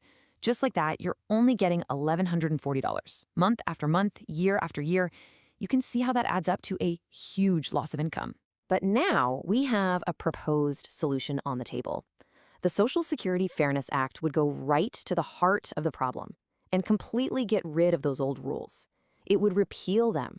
This is the fix that so many people have been waiting for so long. So what would this path to fairness actually look like? Let's use January 5th, 2025 as our example here. The changes would be made retroactive. And that's key. It means they'd apply all the way back to the start of the previous year, to January 2024, to make sure people get paid for that entire period. All right, this is the part you've been waiting for, the big question. What would this actually mean for your bank account? Let's break down the real numbers and talk about the direct financial impact this bill would have. First up, your monthly check. This is the big one. On average, beneficiaries would see a permanent increase of $360 every single month. This isn't a one-time bonus, it's a lasting fix that would finally restore your benefit to what it should have been from the get-go. And then, of course, there's that lump sum payment. That average of $6,710. That's the retroactive pay we were just talking about. Basically, they'd take that monthly increase, the $360, and multiply it by every month that passed between the retroactive date and when your new payments actually kick in. It's the money designed to make you whole. You know, one of the sources we looked at just summed up the feeling perfectly. For so many folks affected by this, passing this act would feel like finding money that you were always owed but just never got. It's that feeling of validation, you know? And let's be crystal clear about something. This is not a gift. It's not a handout. It's a correction.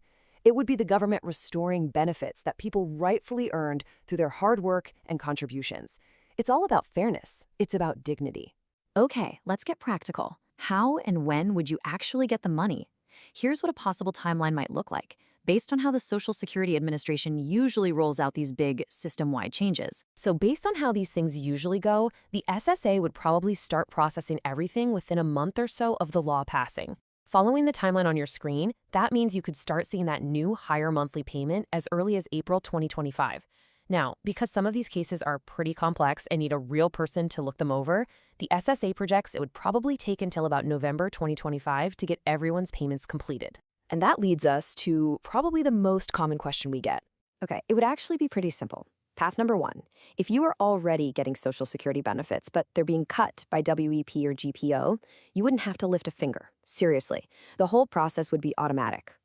But path number two, if you never applied for benefits in the first place because you knew these rules would just wipe them out, then you would need to file an application to finally get the money you're owed. Before we wrap this up, let's just quickly bust a few common myths that are floating around about. Myth number one, this is a stimulus for all seniors. Nope. Fact is, it would only be for those hit by WEP and GPO. Myth 2, all public workers get this money. Again, not true. Only those in that specific non-covered pension group.